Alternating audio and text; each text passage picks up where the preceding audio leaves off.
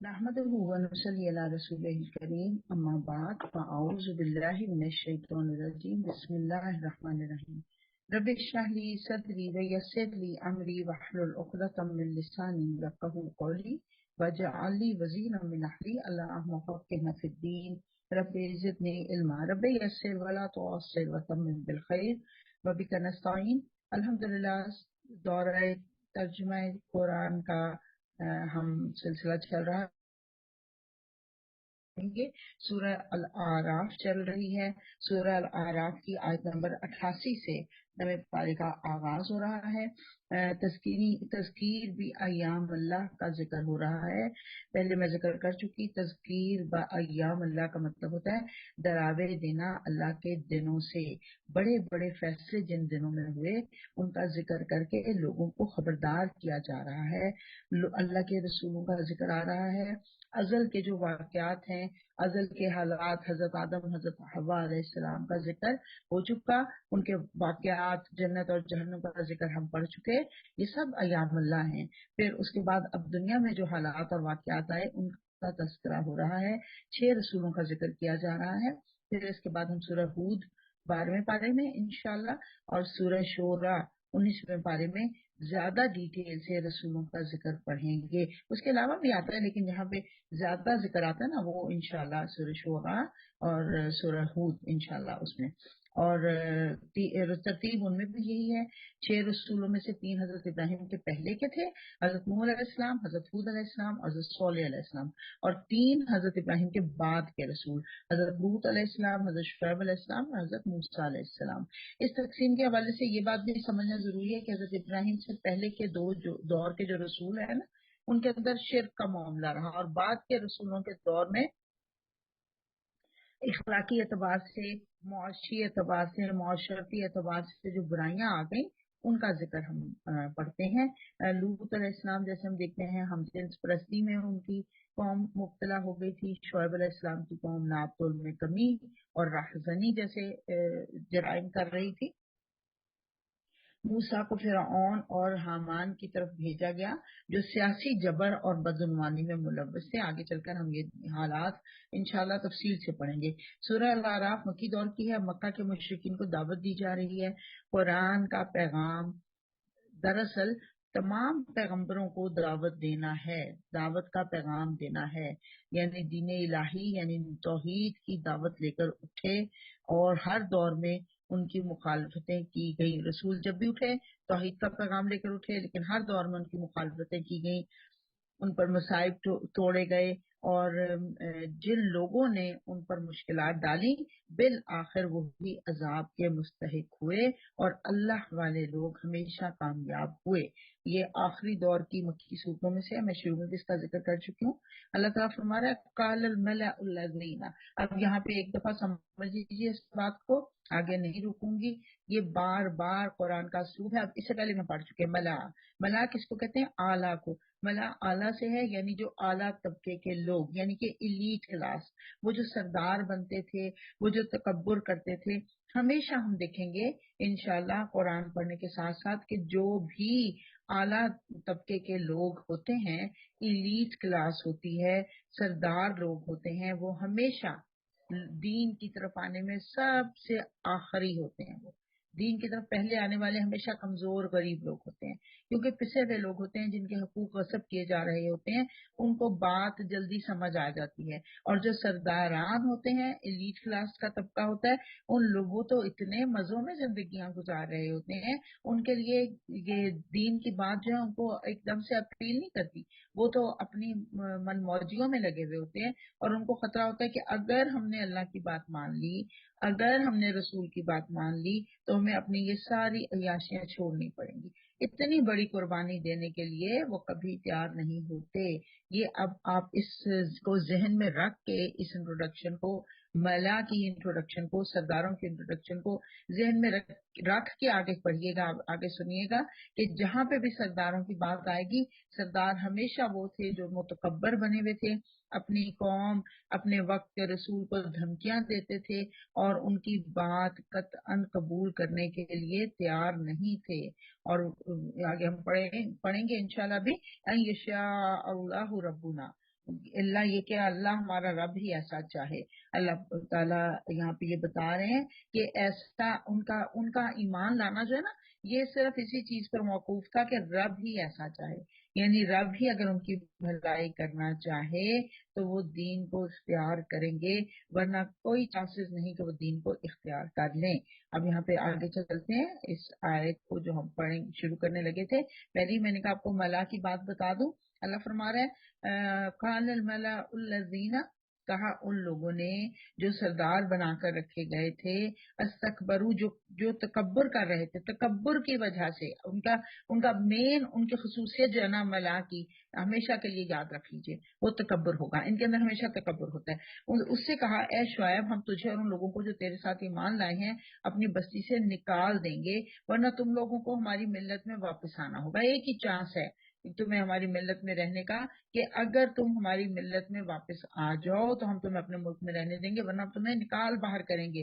شعیب نے جواب دیا کیا زبردستی ہمیں پھیرا جائے گا، خواہ ہم راضی ہوں یا نہ ہوں، ہم اللہ پر جھوٹ گھڑنے والے ہوں گے اگر تمہاری ملت میں واپس پلٹ آئے، جبکہ اللہ ہمیں سے نجات دے چکا ہے. ہمارے لیے تو اس کی طرف پلٹنا اب کسی طرح ممکن نہیں، الا یہ کہ اللہ ہمارا رب ہی ایسا چاہے. گویا کہ اللہ کی توفیق سے ہی اگر پلٹنا ہوگا تو پلٹنا ہوگا، ورنہ ہم پلٹنے والے نہیں ہیں. اب مطلب یہ ہے کہ اللہ نے اگر اس میں کوئی بھلائی رکھی ہوگی تو اللہ ہمیں بتا دے گا. اللہ فرما رہے ہیں بس یا ربنا کل شیء علما، ہمارے وہ کہہ رہے ہیں حضرت شعیب کہہ رہے ہیں ہمارے رب کا علم ہر چیز پر حاوی ہے، اسی پر ہم نے اعتماد کر لیا.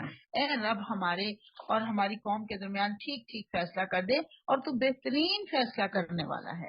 اس کی قوم کے سرداروں نے جو اس کی بات ماننے سے انکار کر چکے تھے آپس میں کہا اگر تم نے شعیب کی پیروی قبول کر لی تو برباد ہو جاؤ گے. مگر ہوا یہ کہ ایک دہلا دینے والی آفت نے ان کو آ لیا اور وہ اپنے گھروں میں اونجے پڑے کے پڑے رہ گئے. جن لوگوں نے شعیب کو جھٹلایا تھا وہ ایسے مٹے گبھی گویا کہ کبھی ان گھروں میں بسے ہی نہیں تھے. شعیب کے جھٹلانے والے ہی آخرکار برباد ہو کر رہے، اور شعیب یہ کہہ کر ان کی بستیوں سے نکل گئے. آپ دیکھیے ان کے سرداروں نے کہا تھا اگر تم ہماری ملت میں واپس نہ آئے تو تم برباد ہو جاؤ گے. اللہ نے یہاں بتا دیا کہ برباد کون ہوا، شعیب کا انکار کرنے والے ہی اصل میں برباد ہو گئے. اور شعیب یہ کہہ کر ان کی بستیوں سے نکل گیا کہ اے برادران قوم، میں نے اپنے رب کے پیغامات تم تک پہنچا دیے اور تمہاری خیر خواہی کا حق ادا کر دیا. اب میں اس قوم پر کیسے افسوس کروں جو قبول حق سے انکار کرتی ہے. وما ارسلنا فی قریۃ من نبی، کبھی ایسا نہیں ہوا کہ ہم نے کسی بستی پر کوئی رسول بھیجا ہو اور اس بستی کے لوگوں کو پہلے تنگی اور سختی میں مبتلا نہ کیا ہو، اس خیال سے کہ شاید وہ عاجزی پر اتر آئے. لعلہم یضرعون، شاید وہ جب پریشانی ہو تو وہ شاید عاجزی پر اتر آئے. پھر ہم ان کی بدحالی کو خوشحالی سے بدل دیتے ہیں یہاں تک کہ وہ خوب پھلنے پھولنے لگتے ہیں. یاد آیا آپ کو میں نے حدیث مبارکہ سنائی تھی، یہ استدراج ہوتا ہے، یہ جو ڈھیل دی جانی ہے نا یہ استدراج ہوتا ہے. اچھا اب یہ دیکھیے کہ 5 رسولوں کے واقعات گزر چکے، اب آگے بھی جنرلائز انداز میں عمومی انداز میں لوگوں کی طرف بھیجے گئے رسولوں کی بات ہوگی، اور پھر تفصیل سے حضرت موسیٰ کے قصے کا ذکر آئے گا. یہ جو 5 رسولوں کی بات ہوئی، نوح علیہ السلام کی قوم کو غرق کر دیا گیا، شعیب علیہ السلام کی قوم کو عذاب نے آ گھیرا، صالح علیہ السلام کی قوم ایک دھماکے سے برباد ہو گئی، ہلاک ہو گئی، لوط علیہ السلام کی قوم پر پتھروں کی بارش برسی اور ان کو اٹھا کر پٹخ دیا گیا. اللہ تعالیٰ خود فرما رہا ہے کہ ایک قوم پتھروں سے ہلاک کی گئی، ایک قوم پانی میں غرق کر کے تباہ کر دی گئی، ایک قوم پر شعلوں کی بارش ہوئی، ایک قوم پر پتھروں کی برسات ہوئی. اس سب کا کیا مطلب ہے؟ سیلاب، زلزلے، طوفان، یہ تو زمین پر آتے رہتے ہیں. تو یہ جو فزیکل چینجز آتی ہیں ان کا کوئی نہ کوئی ریزن بھی ہوتا ہے، مگر اللہ کا کلام فزیکل جو سائنسز ہیں وہ سکھانے کے لیے نہیں آیا. اللہ کا کلام ہدایت دینے کے لیے آیا ہے. تو پتہ یہ چل رہا ہے کہ ان تبدیلیوں میں میٹا فزیکل کازز بھی ہوتی ہیں. وہ کیا ہے؟ لوگوں کے اعمال اور افعال کا بگاڑ، اور لوگوں کے کرتوتوں کی وجہ سے طوفان بھی آتے ہیں، زلزلے بھی آتے ہیں، آندھیاں بھی آتی ہیں، پتھر بھی برسائے جاتے ہیں، شعلے بھی برسائے جاتے ہیں، دھنسا بھی دیا جاتا ہے اور غرق بھی کر دیا جاتا ہے. اور یہ اللہ کی کتاب ہمیں بتا رہی ہے، اور یہی سمجھنے کی ضرورت ہے۔ اگر آج نت نئی بیماریوں میں اضافہ ہو رہا ہے، وسائل کے انبار بڑھتے چلے جا رہے ہیں، ہاسپٹلز اور ان کے بیڈز اور آئی سی یوز اویلیبل نہیں ہیں بڑے شہروں میں، تو غور کرنے کی ضرورت ہے ہمارا بھی میٹا فزیکل کازز کا مسئلہ تو نہیں ہے کہیں۔ غور کریں، کبھی اس پہ غور کرنے کی کوشش کی آپ نے؟ کیونکہ حدیث ہے ابن ماجہ کی، دھیان سے سنیے گا، اللہ کے نبی صلی اللہ علیہ وسلم فرمایا جب قومیں زکوٰۃ دینے سے رک جاتی ہیں اللہ بارشیں روک دیتا ہے، جب قومیں امانت میں خیانت کرتی ہیں اللہ ظالم حکمران مسلط کر دیتا ہے، جب قومیں وعدہ خلافی کرتی ہیں اللہ بیرونی دشمنوں کو مسلط کر دیتا ہے، جب زنا پھیلتا ہے قتل و غارت گری عام ہو جاتی ہے۔ ایک اور حدیث میں آتا ہے کہ جب لوگ بے حیائی میں مبتلا ہو جاتے ہیں تم ایسی بیماریوں کا انتظار کرنا جو تمہارے باپ دادا نے نہ دیکھی ہوں گی نہ ان کے بارے میں سنا ہو۔ آنکھیں کھولیں، آنکھیں کھولیں، کیا ہمارے ملک میں یہ سب کچھ نہیں ہو رہا؟ اور ساتھ ہی اس کے جو کازز ہیں، جو ریزنز ہیں، آپ دیکھیے یہ سارے ریزنز ہمارے اوپر پورے اتر رہے ہیں۔ زکوٰۃ نہیں دی جاتی، امانت میں خیانت کی جاتی ہے، بے حیائی عام ہو چکی ہے، تو پھر یہ سب کچھ تو ہوگا نا، یہ سب کچھ ہونا حق بنتا ہے۔ یہ ہم نے خود، آپ یوں سمجھیں کہ یہ سب ہم نے خود کمائی کی ہے، یہ سیلابوں کا آنا، یہ زلزلوں کا آنا، یہ غرق کیا جانا، دھنس کے مر جانا، اور ظالم حکمرانوں کا مسلط ہو جانا اور بیرونی حکمرانوں کا مسلط ہو جانا، یا آج ہمارے یوٹیلیٹی بلز کے ریٹس ہیں کون طے کر رہا ہے؟ یہ ہدایات کہاں سے آ رہی ہیں؟ یہ قرآن ہمیں رہنمائی دے رہا ہے۔ اللہ تعالیٰ مجھے اور آپ کو سمجھنے والا بنائے۔ اللہ تعالیٰ فرما رہا ہے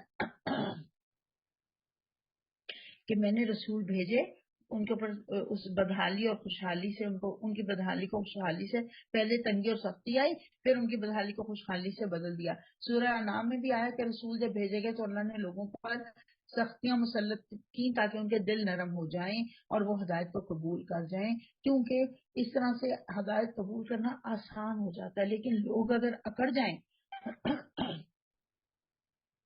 تو اللہ ان کو خوب ڈھیل دیتا ہے، جیسے فرعون اور حامان اور قارون وغیرہ، تو وہ خوب پھولے پھلے، اور پھر اس کے بعد کہا کیا جاتا ہے کہ کوئی بات نہیں، زلزلے تو ہمارے بزرگوں پر بھی آتے رہے، فصلیں تو ہمارے بزرگوں کی بھی تباہ ہوتی نہیں، سیلاب تو پہلے بھی آتے رہے، زلزلے آتے رہے، یہ تو کچھ بھی نہیں، اگر ابھی بھی ہو رہا ہے تو کوئی چیز نہیں۔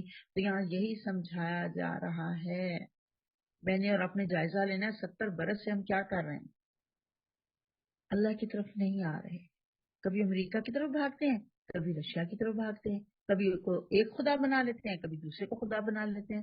اب اللہ کی طرف آ کر دیکھو، اللہ اتنا رحیم ہے کہ تمہارے 2 آنسوؤں سے راضی ہو جاتا ہے۔ سبحان اللہ، اللہ کی طرف جھک کر دیکھو، ہم اللہ کی طرف نہیں آتے، ہم اللہ کی طرف نہیں جھکتے، ہم پھر کوئی اور ہیلے بہانے ڈھونڈتے ہیں، کسی اور راہبر کو، رہنما کو اپنا ہم بنانا چاہتے ہیں، اپنا مسیحا بنانا چاہتے ہیں۔ آپ کو پتا 9/11 کے بعد بھی یہ جو ان کے جو پادری ہیں نا، یہ جو عیسائیت ہے بالکل ڈیڈ ریلیجن ہو چکا ہے نا، بن چکا ہے، جو ان کے عیسائی ہیں وہ چیخ اٹھے تھے کہ ہوش میں آ جاؤ، ہوش میں آ جاؤ۔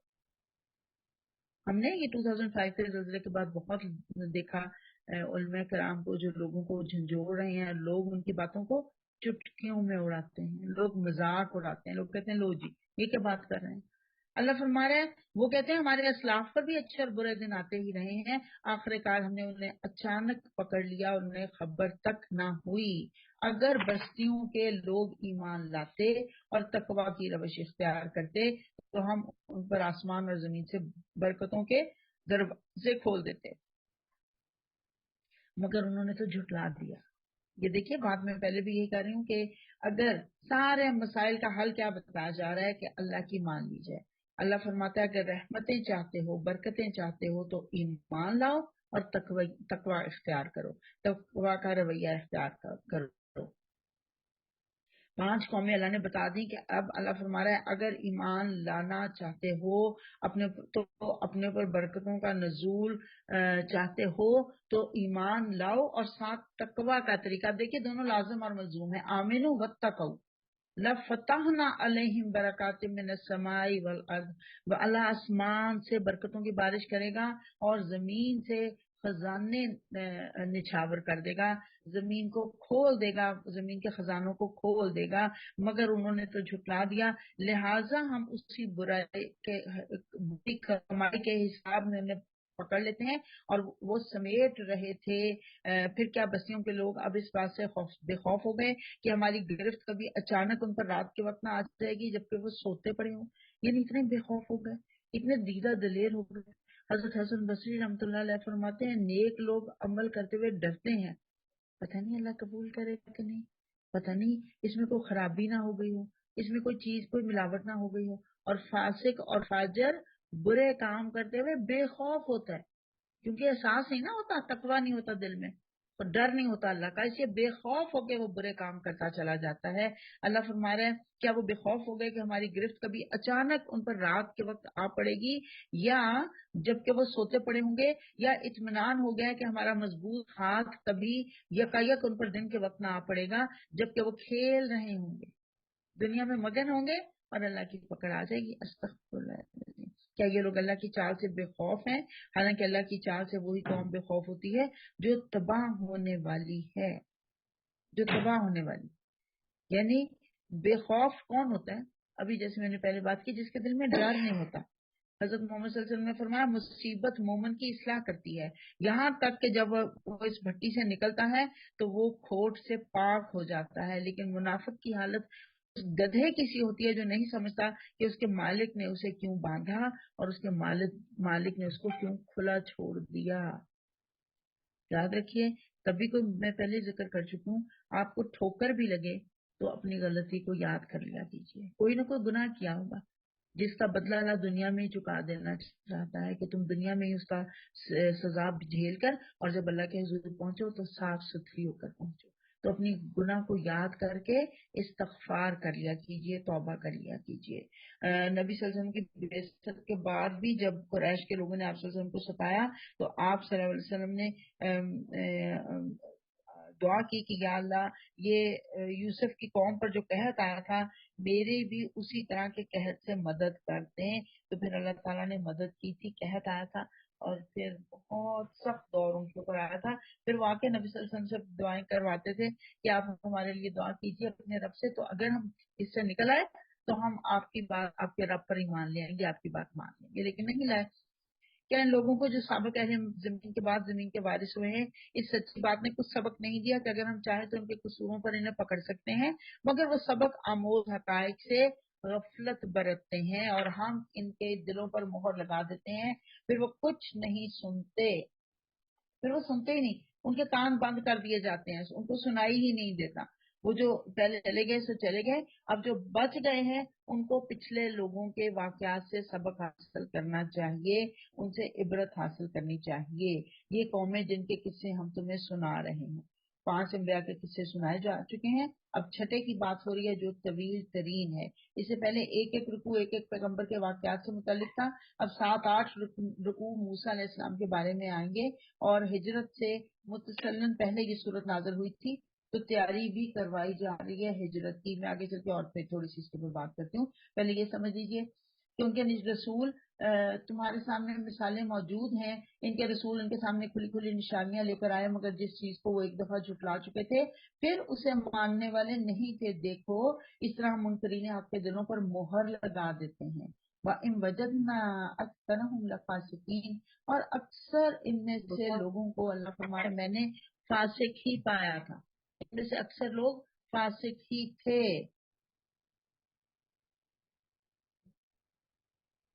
اب یہاں پہ اللہ فرما رہا ہے کہ اچھا چلیے آگے چل کے بات کرتے ہیں.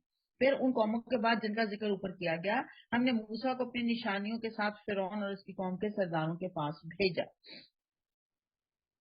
فرعون جو ہے پہلے اس کو سمجھ لیجیے سورج دیوتا کو کہا جاتا ہے. फिरौन का लुग़वी मतलब है ना वो सूरज देवता है। ये लोग क्योंकि सूरज को पूजते थे ना, इसलिए अपने जो इनका सुप्रीम लीडर होता था ना, जो इनका सबसे बड़ा लीडर होता था ना, उसको ये फिरौन कहते थे। जैसे हम देखते हैं इराक के बादशाह नमरूद कहलाते थे, तो ये लोग जो हैं ये फिरौन कहलाते थे। हजरत मोहम्मद सल्लल्लाहु अलैहि वसल्लम सॉरी हजरत मूसा अलैहिस्सलाम का दो फिरौनों से वास्ता पड़ा था। एक फिरौन जिसने परवरिश की थी उसको रामसिस दोम उसका नाम बताया जाता है। रा आइन मीम सीन सीन रामसिस दोम। दूसरा उसका बेटा था जिसे हजरत मूसा जब मदीना से वापस आए तो उससे पाला पड़ा था, वो मिफ्ताह था। मिफ्ताह जो हजरत मूसा के साथ मिलकर पला बढ़ा था, जैसे भाइयों की तरह से एक ही महल में इकट्ठे इनकी परवरिश हुई थी, तो फिर उसके पास आए थे। तो ये आप जहन में रखिए कि एक अहद वो है जो सूरह अल आराफ आयत 172 में आएगा, हम इंशाल्लाह पढ़ेंगे। ये जो भी कहा गया ना अल्लाह ने कि किसी को पासे अहद ना पाया, इनमें से किसी अक्सर में कोई पासे अहद नहीं पाया, आयत नंबर 102 में हमने पढ़ा था। यानी वादों की पाबंदी जब नहीं रहती तो कौम में बिगाड़ आ जाता है। तो ये वो कौम थी जो वादों की पाबंदी नहीं करती थी। अल्लाह का पैगंबर हर दौर में लोगों को अल्लाह से किए गए वादे की याद दहानी के लिए आता रहा। इंशाल्लाह आगे चल के मैं 172 नंबर आयत में इसके ऊपर तफसील से बात करूंगी। अब मैं ये बात कर रही हूँ कि मूसा जो है अपनी निशानियों के साथ फिरौन और उसकी कौम के सरदारों के पास अल्लाह ताला ने उनको भेजा, मगर उन्होंने भी हमारी निशानियों के साथ जुल्म किया। बस देखो कि मुफसिदों का क्या अंजाम हुआ। हजरत मूसा का जो मकाम था ना वो शहजादों की तरह से था। तो आप देखिए वो बड़े एतमाद के साथ बात करते हैं। इंशाल्लाह आगे मैं उनकी बात करती हूँ, लेकिन पहले यहाँ मैं ये एक जरा रुकना चाहती हूँ कि ये जो है ना एक तवील सिलसिला कलाम है। आयत नंबर 156 तक यही बात चलती चली जाएगी जो अब शुरू हुई है। हजरत मूसा का किस्सा तफसील के साथ आया है। कुछ तमहीदी बातें कुरान करीम में बनी इसराइल का तस्करा बहुत आया, इसलिए कि हमसे पहले वो उम्मत मुस्लिमा थी, ये मैं आप वजाहत कर चुकी हूँ। बनी उस इसराइल उम्मत कब बने? जब मूसा के दौर में किताब और शरीयत उनको अता की गई।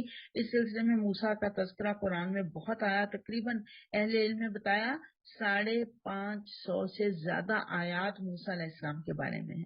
555 भी कहा गया। जैसे हजूर सल्लल्लाहु अलैहि वसल्लम की जिंदगी के दो अदवार है ना, हिजरत से पहले हिजरत के बाद, मूसा अलैहिस्सलाम के भी दो अदवार हैं, हिजरत से पहले और हिजरत के बाद। हिजरत का मतलब जब फिरौन गर्क हो गया, आले फिरौन गर्क हो गए और बनी इसराइल को निजात मिल गई। हजूर सल्लल्लाहु अलैहि वसल्लम की मक्की सूरतों में अक्सर उनके हिजरत से पहले का जिक्र आता है ज्यादातर, और मदनी सूरतों में ज्यादातर हिजरत के बाद का जिक्र आता है, क्योंकि हजूर सल्लल्लाहु अलैहि वसल्लम का भी वही हिजरत के बाद और हिजरत से पहले का ना एग्जैक्टली वही कंपैरिजन हम देखते हैं, इसी तरह से वहां पे भी आता है। ये सूरत जो है ये मक्की दौर के आखिरी सूरतों में से है। तो काफी सारा कुरान नाज़िल हो चुका है जो हमारे मुताले में इंशाल्लाह बाद में आएगा तफसील के साथ। जैसे आदम का किस्सा अल बकरा में हमने मुख्तसरन पढ़ा, अल आराफ में जरा तफसील के साथ, और बाद की मक्की सूरतों में मजीद तफसील आएगी। तो एक नुक्ता इल्म कराम ने ये निकाला कि जो सूरतें शुरू शुरू में नाज़िल हुई छोटी सूरतें वो कुरान के आखिर में है, जो दरमियानी दौर में नाज़िल हुई दरमियान में है, और जो मक्की दौर में आखिर में नाज़िल हुई वो कुरान के शुरू में है। तो ये सूरह अल अनाम हमने पढ़ी, और अब सूरह अल आराफ जिसमें मूसा का किस्सा हम पढ़ेंगे इंशाल्लाह। मूसा ने कहा है फिरौन, मैं कायनात के मालिक की तरफ से आया हूँ और मेरा मनसब यही है कि अल्लाह का नाम लेकर कोई बात हक के सिवा ना कहूँ। मैं तुम लोगों के पास तुम्हारे रब की तरफ से खुली दलील मामूरियत के लेकर आया हूँ, लिहाजा तुम बनी इसराइल को मेरे साथ भेज दे। मूसा अलैहिस्सलाम की दावत जो है दो मकासद पर मबनी थी, उनकी बेसत दो मकासद पर मबनी थी। तौहीद यानी अल्लाह की बात मान ली जाए, अल्लाह की अताअत कबूल की जाए। नंबर दो, बनी इसराइल जो कि मुसलमान कौम थी उसको मेरे साथ भेज दीजिए। क्यों? क्योंकि उनका वतन जो है वो मिस्र नहीं था, उनका वतन जो है वो फलस्तीन था। तो अब वो मिस्र में गुलाम बन चुकी थी, तो उनकी आजादी के लिए हजरत मूसा अलैहिस्सलाम आवाज उठा रहे हैं। कुरान में कहीं पे एक और कहीं पे दूसरे मकसद का जिक्र हमें बार बार मिलेगा। तो यहाँ पे वो कह रहे हैं कि बनी इसराइल को मेरे साथ भेज दीजिए। फिरौन ने कहा اگر تو نشانی لایا ہے اور اپنے دعوے میں سچا ہے تو اسے پیش کر۔ موسیٰ علیہ السلام نے اپنا عصا پھینکا اور یکا یک وہ ایک جیتا جاگتا اژدہا بن گیا۔ اس نے اپنی جیب سے ہاتھ نکالا اور سب دیکھنے والوں کے سامنے وہ چمک رہا تھا۔ یہ دو نشانیاں حق بات کو واضح کرنے کے لیے بطور دلیل کے دی گئی تھی۔ حضرت یوسف کے زمانے میں بنی اسرائیل مصر میں آباد ہوئے۔ اب میں آپ کو یہ تھوڑی سی تفصیل بتاؤں گی، انشاءاللہ آگے آپ کو آپ کے ذہنوں میں کلیئر ہو جائے پوری صورت، پوری پکچر۔ حضرت یوسف، جب ہم سورہ یوسف پڑھیں گے نا آپ کو اور کھل کے یہ بات سمجھ آ جائے گی۔ حضرت یوسف کے زمانے میں بنی اسرائیل مصر میں آباد ہوئے تھے۔ اس زمانے میں بادشاہوں کا لقب فرعون نہیں تھا بلکہ وہ چرواہے بادشاہ کہلاتے تھے۔ اس زمانے میں تو بنی اسرائیل 100 برس تک وہاں پیرزادوں کی طرح سے رہے تھے، پیرزادوں کی طرح، جیسے پیروں کی اولاد، ایسے بڑے شان و شوکت کے ساتھ بنی اسرائیلی وہاں رہتے تھے۔ لیکن پھر وہاں پہ نیشنلسٹ ریولیوشن آ گیا اور وہاں کی جو قبطی قوم تھی اس نے وہاں کے حکمرانوں کو نکال باہر کیا۔ جب وہ نکل گئے تو اب بنی اسرائیل ہوسٹیج بن گئے کہ یہ پہلے حکمرانوں کے بڑے چہیتے تھے، تو اب ہم ان کو دبا کے رکھیں گے کیونکہ یہ ہمارے یہاں کے نیٹو نہیں ہیں، مصر کے رہنے والے نہیں ہیں۔ تو قبطی قوم کے اندر یہ بگاڑ پیدا ہو گیا، بگاڑ تھا، تکبر تھا کہ ہم یہاں کے رہنے والے ہیں تو یہ کہاں سے باہر سے آگے ہمارے اوپر حکمرانی کر رہے ہیں۔ تو ان کا بہت برا سلوک شروع ہو گیا بنی اسرائیلیوں کے ساتھ، اس کی یہاں پہ ذکر کیا جا رہا ہے۔ اور اللہ فرما رہا ہے کہ پھر اللہ تعالیٰ نے حضرت موسیٰ کو فرعون کے پاس 2 نشانیاں دے کر بھیجا۔ یہ 2 کا بھی ذکر آ گیا، باقی ہم آگے چل کے پڑھیں گے انشاءاللہ۔ بار بار ذکر انہیں کا آ رہا ہے لیکن کچھ اور بھی ہیں جو انشاءاللہ آیت نمبر 130 اور 131 میں ہم ان کو پڑھیں گے۔ یہ 2 معجزات ہیں جن کا بار بار ذکر آیا۔ پھر قال الملأ، کہا اس قوم کی سرداروں نے، فرعون کے قوم کی سرداروں نے آپس میں کہا، یقیناً یہ شخص بڑا ماہر جادوگر ہے، یہ شخص بڑا ماہر جادوگر ہے۔ معاذ اللہ، آپ دیکھیے پہلے بھی پڑھ رہے ہیں کہ جس چیز کا دور دورہ ہوتا ہے اسی مناسبت سے اللہ تعالیٰ معجزہ عطا فرماتے تھے تاکہ لوگ حق و باطل میں فرق کر سکیں۔ معجزہ کا مطلب کیا ہوتا ہے؟ عاجز کر دینے والا۔ تو یہ معجزہ انسانوں کو عاجز کر دینے والا تھا۔ جادو کا کیونکہ دور دورہ تھا تو لوگوں نے سمجھا کہ یہ بھی جادو ہی ہے۔ انہوں نے کہا یقیناً یہ شخص بڑا ماہر جادوگر ہے، تمہیں تمہاری زمین سے بے دخل کرنا چاہتا ہے۔ حالانکہ یہ تو حضرت موسیٰ نے کہا ہی نہیں، انہوں نے تو کہا کہ بنی اسرائیل کو میرے ساتھ بھیج دو، یہ تو نہیں کہا کہ تم یہاں سے نکل جاؤ، اب کہو کیا کہتے ہو۔ پھر ان سب نے فرعون کو مشورہ دیا کہ اس کے بھائی کو انتظار میں رکھیے، اور اس کو اور اس کے بھائی کو انتظار میں رکھیے، اور تمام شہروں میں ہر کارے بھیج دیجئے، پیغامبر بھیج دیجئے کہ ہر ماہر فن جادوگر کو آپ کے پاس لے آئیں۔ اب آپ دیکھیے ایک بہت امپورٹنٹ پوائنٹ نوٹ کرنے کا، اللہ تعالیٰ نے یہ نہیں بتایا کہ کتنے شہروں میں ہر کارے بھیجے گئے، اللہ تعالیٰ نے یہ نہیں بتایا کہ جو جادوگر آئے ان کی کوالیفیکیشنز کیا کیا تھیں، ان کی عمریں کیا کیا تھیں، ان کے ڈریس کوڈز کیا کیا تھے۔ کوئی بے فائدہ بات کا ذکر نہیں کیا گیا۔ وہ کون سی سواریوں پر آئے تھے، یہ فضولیات ہیں جن میں ہم کھو جاتے ہیں۔ اصل چنک آف دا میٹر جو ہے نا وہ ہمارے ذہنوں سے نکل جاتا ہے، ہم ادھر ادھر کی توجیحات کے اندر گم ہو کر اصل اللہ کا بات کرنے کا جو مطمع نظر ہے اس کو ہم بھلا دیتے ہیں۔ قرآن ان مباحث میں نہیں جاتا، بس اتنا بیان آتا ہے کہ تمام باتوں کو جوڑ کر ایک مضمون سامنے آ جائے تاکہ بات کلیئر ہو جائے اور ہدایت کا سامان ہو جائے۔ جیسے میں نے آپ کو بتایا تھا، ایک اسپیکر ہیں بڑے اچھے اور میں ان کو بڑا سنتی بھی رہی ہوں، لیکن اس بات کے بعد میں نے چھوڑ دیا سننا۔ انہوں نے کہا کہ یہ ہم اپنے بچوں کو بھی اس چیز کے اوپر نہیں موٹیویٹ کرتے اور خود بھی ہم اس کھوج میں نہیں جاتے۔ حضرت آدم اور حضرت حوا زمین پر جو آئے تھے وہ کس سواری پر آئے تھے، وہ کس طرح نیچے آئے تھے، ہمیں یہ سوچنا چاہیے۔ وہ یہ کہہ رہے تھے انا للہ و انا الیہ راجعون، میری اوقات کیا ہے، میرا علم کیا ہے، لیکن میں یہ سمجھی ہوں یہ متشابہات ہیں جن میں ہمیں نہیں گم ہونا۔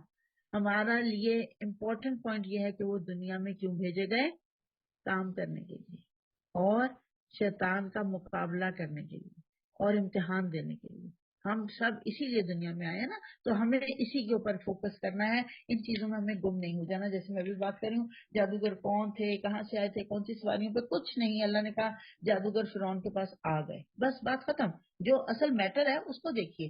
انہوں نے کہا اگر ہم غالب رہے تو ہمیں اس کا صلہ تو ضرور ملے گا.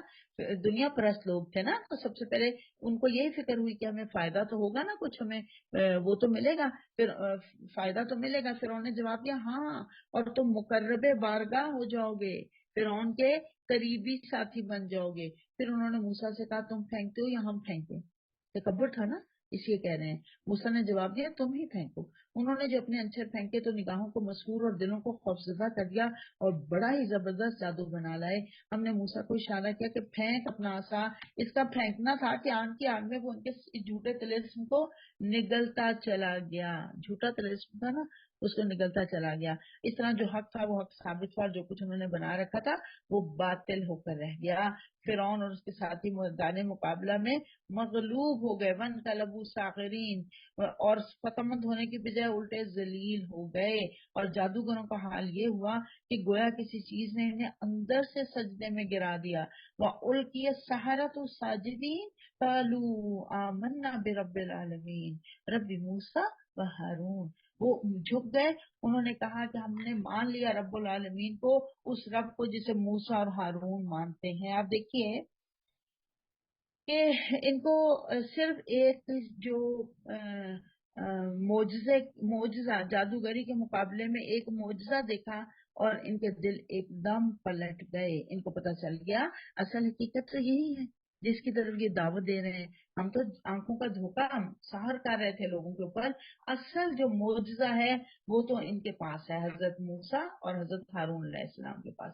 اس لیے فوراً وہ سجدے میں جھک گئے. اللہ نے ان کو سجدے میں جھکا دیا، گویا کہ فرعون کی چال الٹا اسی پر پڑ گئی. جو وہ کوشش کر رہا تھا کہ میں ان کو نیچا دکھا دوں، خود نیچا ہو گیا کہ جو اس کے بلائے گئے جادوگر تھے وہی سب کے سب سجدے میں گر گئے. اس کی سمپل سی سادہ سی مثال میں یہ دیا کرتی ہوں کہ جیسے جوہری جو ہوتا ہے، ہیرے کی پہچان اسی کو ہوتی ہے. باقی عام لوگوں کے سامنے آپ رکھ لیں، اس کو کوئی پتہ نہیں پتھر کون سا ہیرا کون سا، لیکن جوہری فوراً پہچان لیتا. ایسے ہی جادوگر فوراً پہچان گئے کہ یہ جادو نہیں ہے جو دکھا رہے ہیں، یہ معجزہ ہے. تو اللہ فرماتا ہے فرعون نے کہا تم اس پر ایمان لے آئے اس سے پہلے کہ میں تمہیں اجازت دوں. یقیناً یہ کوئی خفیہ سازش تھی جو تم لوگوں نے اس دارالسلطنت میں کی تاکہ اس کے مالکوں کو اقتدار سے بے دخل کر دو. یہ بہت بڑی حقیقت ہے کہ کوئی شخص جادو کے ذریعے سے اقتدار حاصل نہیں کر سکتا، وغیرہ تو لوگ ایسے شعوروں میں پڑے رہے نا کہ بس جادو سیکھ لیں تاکہ ہمیں اقتدار مل جائے. اور یہاں پہ بتایا جا رہا ہے کہ اس نے وہ جو فرعون ہے وہ دھمکیوں پہ اتر آیا، تشدد پر اتر آیا. اس نے کہا اچھا تو اس کا نتیجہ اب تمہیں معلوم ہوا جاتا ہے، میں تمہارے ہاتھ پاؤں مخالف سمتوں سے کٹوا دوں گا اور اس کے بعد تم سب کو سولی پر چڑھا دوں گا. تشدد پر اتر آیا. باطل پرستوں کے پاس حق کے خلاف کوئی دلیل نہیں ہوتی نا، تو ہمیشہ تشدد پر اتر آتے ہیں، سختیوں پر اتر آتے ہیں. تو یہ جادوگر بھی کیونکہ حق پر آ گئے تھے تو اس کے خلاف تشدد کا فرمان جاری کیا گیا. انہوں نے جواب دیا بہرحال ہمیں پلٹنا اپنے رب ہی کی طرف ہے. سبحان اللہ. آپ ایمان دیکھیے، جس بات پر تو ہم سے انتقام لینا چاہتا ہے وہ اس کے سوا کچھ نہیں کہ ہمارے رب کی نشانیاں جب ہمارے سامنے آ گئی تو ہم نے انہیں مان لیا. اے رب، ربنا افرغ علینا صبرا وتوفنا مسلمین. وہ کہہ رہے ہیں ہمارے رب ہم پر صبر کا فیضان کر اور ہمیں دنیا سے اٹھا تو اس حال میں کہ ہم تیرے فرما بردار ہوں. اب دیکھیے ایمان لاتے ہی بے خوف ہو گئے. اللہ کی ایسی پہچان ہوئی کہ موت سے بھی بے خوف ہو گئے اور فرعون سے بھی بے خوف ہو گئے. اس قدر خوبصورت جذبہ ہے یہ ایمان کا. ابھی ایمان قبول کیا ہے اور بڑے دربار میں فرعون کو کیا کہہ رہے ہیں کہ نہیں ہم تمہاری بات نہیں مانیں گے. اگر تم ہمیں چاہتے ہو ہم ایمان لے آئیں اس کی بات کے اوپر، اگر تم ہم سے چڑھتے ہو تو وہ کہتے ہیں کہ ہم تمہاری بات کبھی نہیں مانیں گے. اس کو ہم انشاءاللہ آگے چل کے ذرا اور تفصیل سے پڑھیں گے انشاءاللہ. وہ کہتے ہیں کہ تم اس چیز پہ ہم سے وما تنقموا منا الا ان آمنا بآیات ربنا لما جاءتنا. وہ کہتے ہیں کہ بے شک ہمارے سے انتقام لینا چاہتا ہے اس بات پر کہ ہم ایمان لے آئے، اپنے رب کی نشانیاں دیکھنے کے بعد ہم ایمان لے آئے، وہ ہمارے سامنے آئی تو ہم نے اس کو تسلیم کر لیا، تو اے اللہ تو اس کے مقابلے میں ہماری مدد فرما۔ اللہ سے پھر مدد کر رہے ہیں، اللہ مانگ رہے ہیں، ربنا افرغ علینا صبر۔ فرعون سے اس کی قوم کے سرداروں نے کہا کیا تو موسیٰ اور اس کی قوم کو یوں ہی چھوڑ دے گا کہ ملک میں فساد پھیلاتے پھریں اور وہ تیری اور تیرے معبودوں کی بندگی چھوڑ بیٹھے؟ فرعون نے جواب دیا میں ان کے بیٹوں کو قتل کراؤں گا اور ان کی عورتوں کو جیتا رہنے دوں گا۔ یہ دوسرا موقع ہے، آپ دیکھیے دوسرا موقع ہے جب اس طرح کی دھمکیاں دے رہا ہے بیٹوں کو قتل کرنے کی۔ 2 دفعہ نجومی نے پہلے کہا تو بیٹا ہوگا بنی اسرائیل میں سے جو تیرا تخت الٹ دے گا، تو بولا اچھا میں اسے اور سارے مردوں کو لڑکوں کو مروا دوں گا۔ اللہ کی شان دیکھیے، سارے لڑکے مروا دیے اور جس نے تخت الٹنا ہے اس کو اٹھا کر اپنے گھر لے آیا۔ سبحان اللہ۔ اب دوبارہ تحریک جب زور پکڑی، لوگ کھڑے ہونا شروع ہوئے، تو فرعون نے پھر وہی کہا اچھا میں تو بیٹوں کو قتل کروا دوں گا اور عورتوں کو زندہ رکھوں گا۔ اب یہ دوسری دفعہ وہ یہ دھمکیاں دے رہا ہے۔ فرعون موسیٰ نے اپنی قوم سے کہا اللہ سے مدد مانگو اور صبر کرو، زمین اللہ کی ہے، اپنے بندوں میں سے جس کو چاہتا ہے اس کا وارث بنا دیتا ہے، اور آخری کامیابی انہی کے لیے ہے جو اس سے ڈرتے ہوئے کام کریں۔ اس کی قوم کے لوگوں نے کہا تیرے آنے سے پہلے بھی ہم ستائے جاتے تھے اور تیرے آنے کے بعد بھی ہم ستائے جا رہے ہیں، انا للہ و انا الیہ راجعون۔ دیکھیے کہ اب وہ اپنی قوم کے لوگ جو ہیں بلیم ایک طرح سے ان کو دے رہے ہیں کہ ہم پہلے بھی ستائے جاتے تھے، تیرے آنے کے بعد بھی ہم ستائے جا رہے ہیں۔ اس نے جواب دیا قریب ہے وہ وقت کہ تمہارا رب تمہارے دشمن کو ہلاک کر دے اور تم کو زمین میں خلیفہ بنائے، پھر دیکھے کہ تم کیسے عمل کرتے ہو۔ ہم نے فرعون کے لوگوں کو کئی سال تک قحط اور پیداوار کی کمی میں مبتلا رکھا اور شاید ان کو ہوش آ جائے، مگر ان کا حال یہ تھا کہ جب اچھا زمانہ آتا تو کہتے ہم اسی کے مستحق ہیں، اور جب برا زمانہ آتا تو موسیٰ اور اس کے ساتھیوں کو اپنے لیے فال بٹ ٹھہراتے، حالانکہ در حقیقت ان کی فال بٹ تو اللہ کے پاس تھی، مگر ان میں سے اکثر بے علم تھے۔ انہوں نے موسیٰ سے کہا تو ہمیں مسحور کرنے کے لیے خواہ کوئی نشانی لے آئے، ہم تو تیری بات ماننے والے نہیں ہیں۔ آخر کار ہم نے ان پر طوفان بھیجا، ٹڈی دل چھوڑے، سرسریاں پھیلائیں، مینڈک نکالے اور خون برسایا۔ یہ سب نشانیاں الگ الگ وقفوں سے ہوئیں، مگر وہ سرکشی کیے چلے گئے اور وہ بڑے ہی مجرم لوگ تھے۔ یہ ان کے اوپر عذاب ایک کے بعد ایک آئے، ایک کے بعد ایک آئے ان کے اوپر عذاب۔ اللہ تعالیٰ نے ان کو 7 قسم کے عذابوں میں اللہ تعالیٰ نے ان کو مبتلا کیا۔ 5 کا یہاں 5 کا ذکر آ رہا ہے، اور اس سے پہلے آیت نمبر 130 میں ہم نے پڑھ لیا تھا قحط اور پھلوں کی کمی کا ذکر آیا تھا۔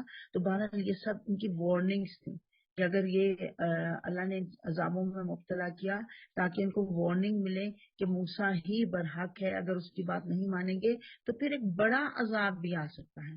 اس کو قرآن کہتا ہے ہم نے آیات مفصلات دی تھی ان کو، لیکن جدا جدا نشانیاں دی تھیں۔ سورہ بنی اسرائیل میں ہم پڑھیں گے 9 آیات، اور موسیٰ کو 9 نشانیاں دی گئی تھی، جن میں سے 7 کا یہاں ذکر ہے اور 2 جن کا ذکر بار بار آ رہا ہے، ہم نے وہ پڑھا ید عصا اور ید بیضا۔ تو یہاں پہ بتایا جا رہا ہے کہ ان کو یہ عذاب دیے گئے۔ ہمارے لیے نا ہم جب یہ پڑھتے ہیں ٹڈی دل چھوڑے، سرسیاں پھیلائیں، مینڈک نکالے، ہم بڑا حیران ہوتے ہیں یہ کس طرح کے عذاب ہیں۔ یہ عذاب ان کے بعد بھی دنیا میں اللہ نے وقتاً فوقتاً بھیجے۔ 1927 میں کہا جاتا ہے کہ فرانس کے شہر میں شدید بارش ہوئی اور بارش کے ساتھ مینڈک برسے، اور مینڈک اتنی زیادہ تعداد میں برسے کہ پوری کی پوری زمین جو ہے بھر گئی تھی، گاڑیوں کے ٹائروں کے نیچے آ کر، لوگوں کے پاؤں کے نیچے آ کر مینڈک کچلے جا رہے تھے۔ یہ اللہ کی طرف سے عذاب ہے۔ اللہ تعالیٰ اس طرح سے دکھاتا ہے نشانیاں تاکہ شاید لوگ سبق حاصل کر لیں، اور جب کبھی ان پر بلا نازل ہوتی تو کہتے ہیں موسیٰ تجھے اپنے رب کی طرف سے جو منصب حاصل ہے اس کی بنا پر ہمارے حق میں دعا کر، اگر اب کے تو ہم پر سے یہ بلا ٹلوا دے تو ہم تیری بات مان لیں گے اور بنی اسرائیل کو تیرے ساتھ بھیج دیں گے، مگر جب ہم ان پر سے اپنا عذاب ایک وقت مقرر تک کے لیے جس کو وہ بہرحال پہنچنے والے تھے ہٹا لیتے تو وہ یکلخت اپنے ہاتھ سے پھر جاتے۔ ابھی میں ذکر کر چکی ہوں حضرت محمد صلی اللہ علیہ وسلم نے بھی دعا کی تھی اللہ تعالیٰ سے، اللہ تعالیٰ جیسا آپ نے یوسف کی مدد کی تھی قحط سے، ایسے ہی ایک قحط سے میری مدد فرما، اور اللہ نے مدد فرمائی تھی جس کا ذکر ہم انشاءاللہ آگے چل کے پھر دوبارہ میں کروں گی اس کا۔ تو یہاں پہ ہم دیکھ رہے ہیں کہ وہ انہوں نے بھی یہی کہا تھا کہ آپ اگر ہماری بات، آپ اگر ہمارے اوپر سے یہ مصیبت ٹلوا دیں تو ہم آپ کی بات مان لیں گے اور بنی اسرائیل کو تیرے ساتھ بھیج دیں گے، مگر جب ہم ان پر سے اپنا عذاب ایک وقت مقرر تک کے لیے جس کو وہ بہرحال پہنچنے والے تھے ہٹا لیتے تو وہ یکلخت اپنے وعدے سے پھر جاتے، تب ہم نے ان سے انتقام لیا اور انہیں سمندر میں غرق کر دیا کیونکہ انہوں نے ہماری نشانیوں کو جھٹلایا تھا اور ان سے بے پرواہ ہو گئے تھے، اور ان کی جگہ ہم نے ان لوگوں کو جو کمزور بنا کر رکھے گئے تھے اس سرزمین کے مشرق اور مغرب کا وارث بنا دیا جسے ہم نے برکتوں سے مالا مال کیا تھا، یعنی فلسطین کا الذی بارکنا حولہ، اس کو کہا اللہ تعالیٰ نے اس سرزمین کو، کیوں؟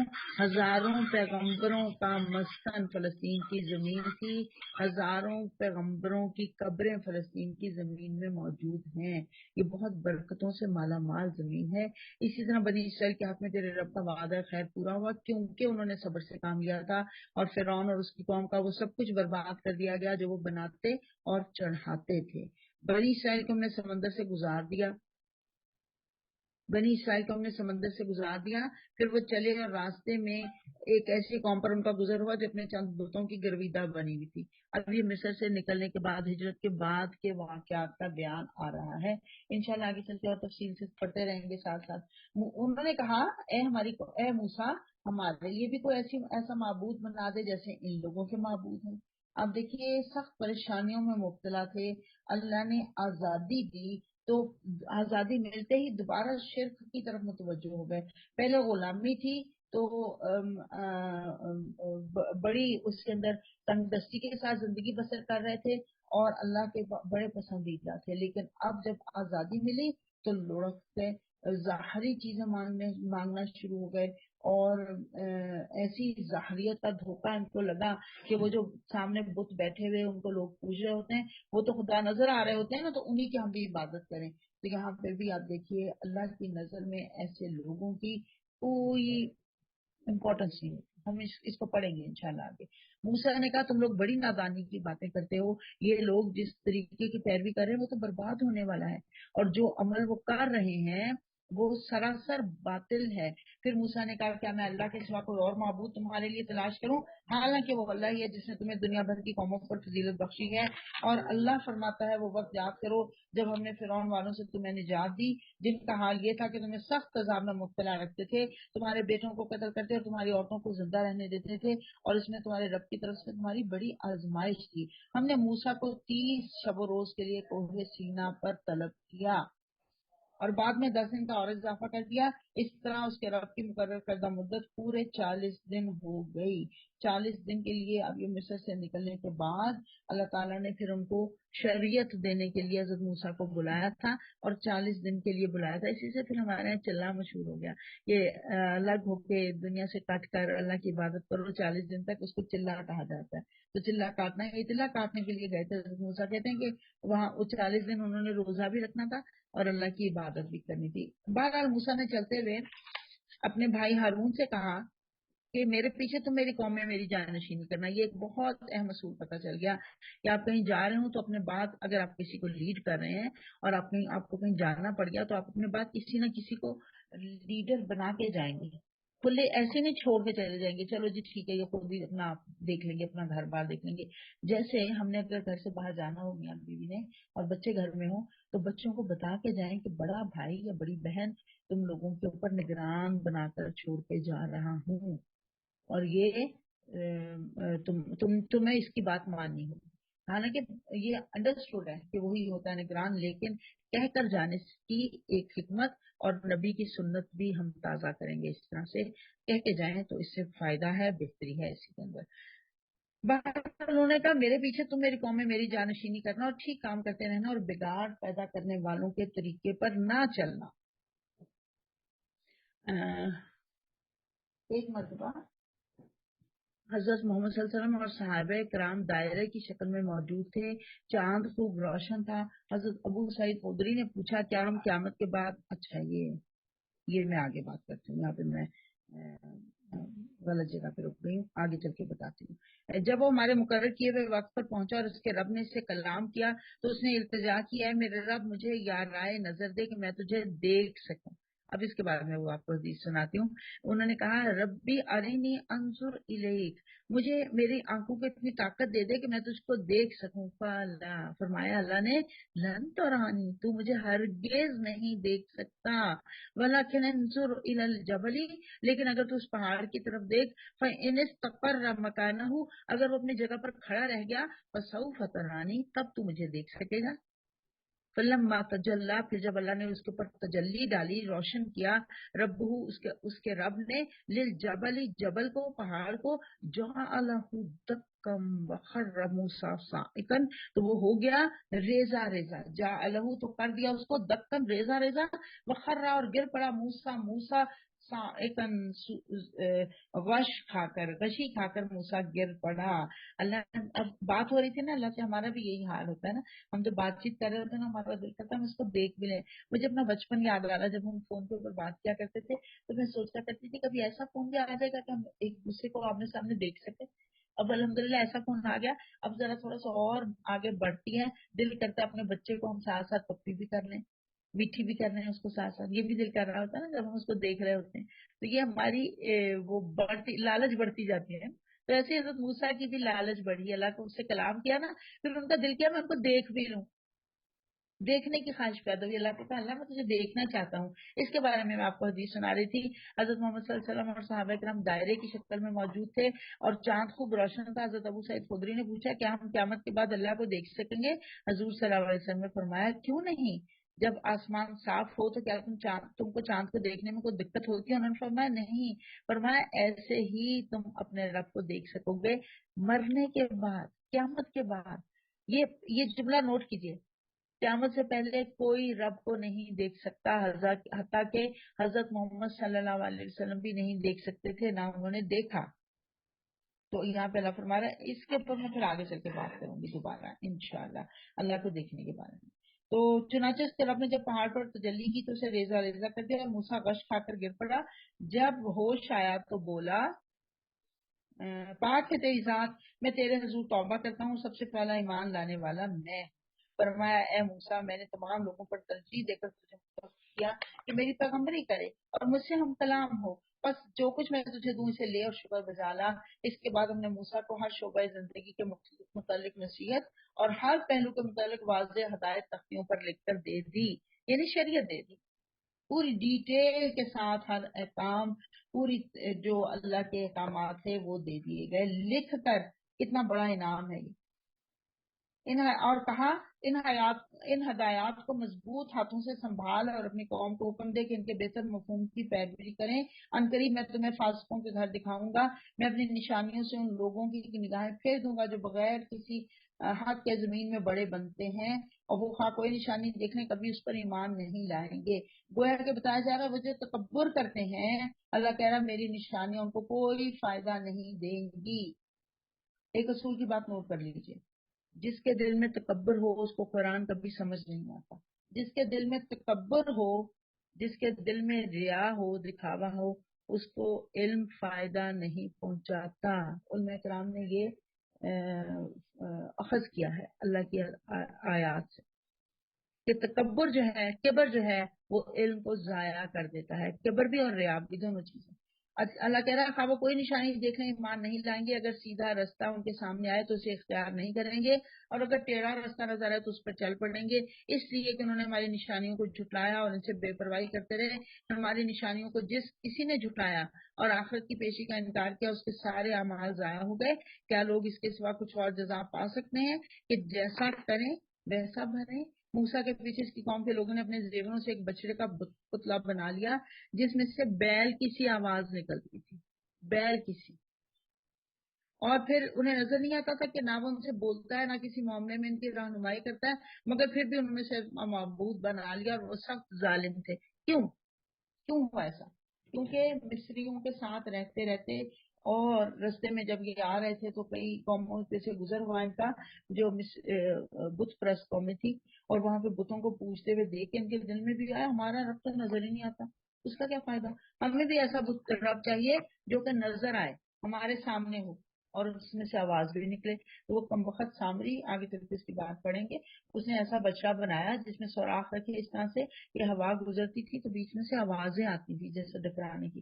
آپ نے دیکھا جب بہت تیز ہوا چل رہی ہو، بعض دفعہ بہت تیز نہیں بھی ہوتی لیکن ہوا چل رہی ہو اور آپ ایسے کسی ونڈ کوریڈور میں بیٹھے ہوں جہاں سے ہوا گزرتی ہے تو وہ ایسے ڈائیورٹ ہوتی ہے جب تو آوازیں عجیب عجیب سے نکلتی ہیں، ڈراؤنی سی آوازیں آتی ہیں، تو ویسی ہی آوازیں اس میں سے نکل رہی ہیں۔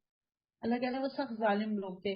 پھر جب ان پر پچھتاوا طاری ہو گیا تو انہوں نے دیکھا کہ در حقیقت وہ گمراہ ہو گئے ہیں، تو کہنے لگے اگر ہمارے رب نے ہم پر رحم نہ فرمایا اور ہم سے درگزر نہ فرمایا تو ہم برباد ہو جائیں گے۔ اور ادھر سے موسیٰ غصے اور رنج میں بھرا ہوا اپنی قوم کی طرف پلٹا، آتے ہی اس نے کہا بہت بری جانشینی کی تم لوگوں نے میرے بعد۔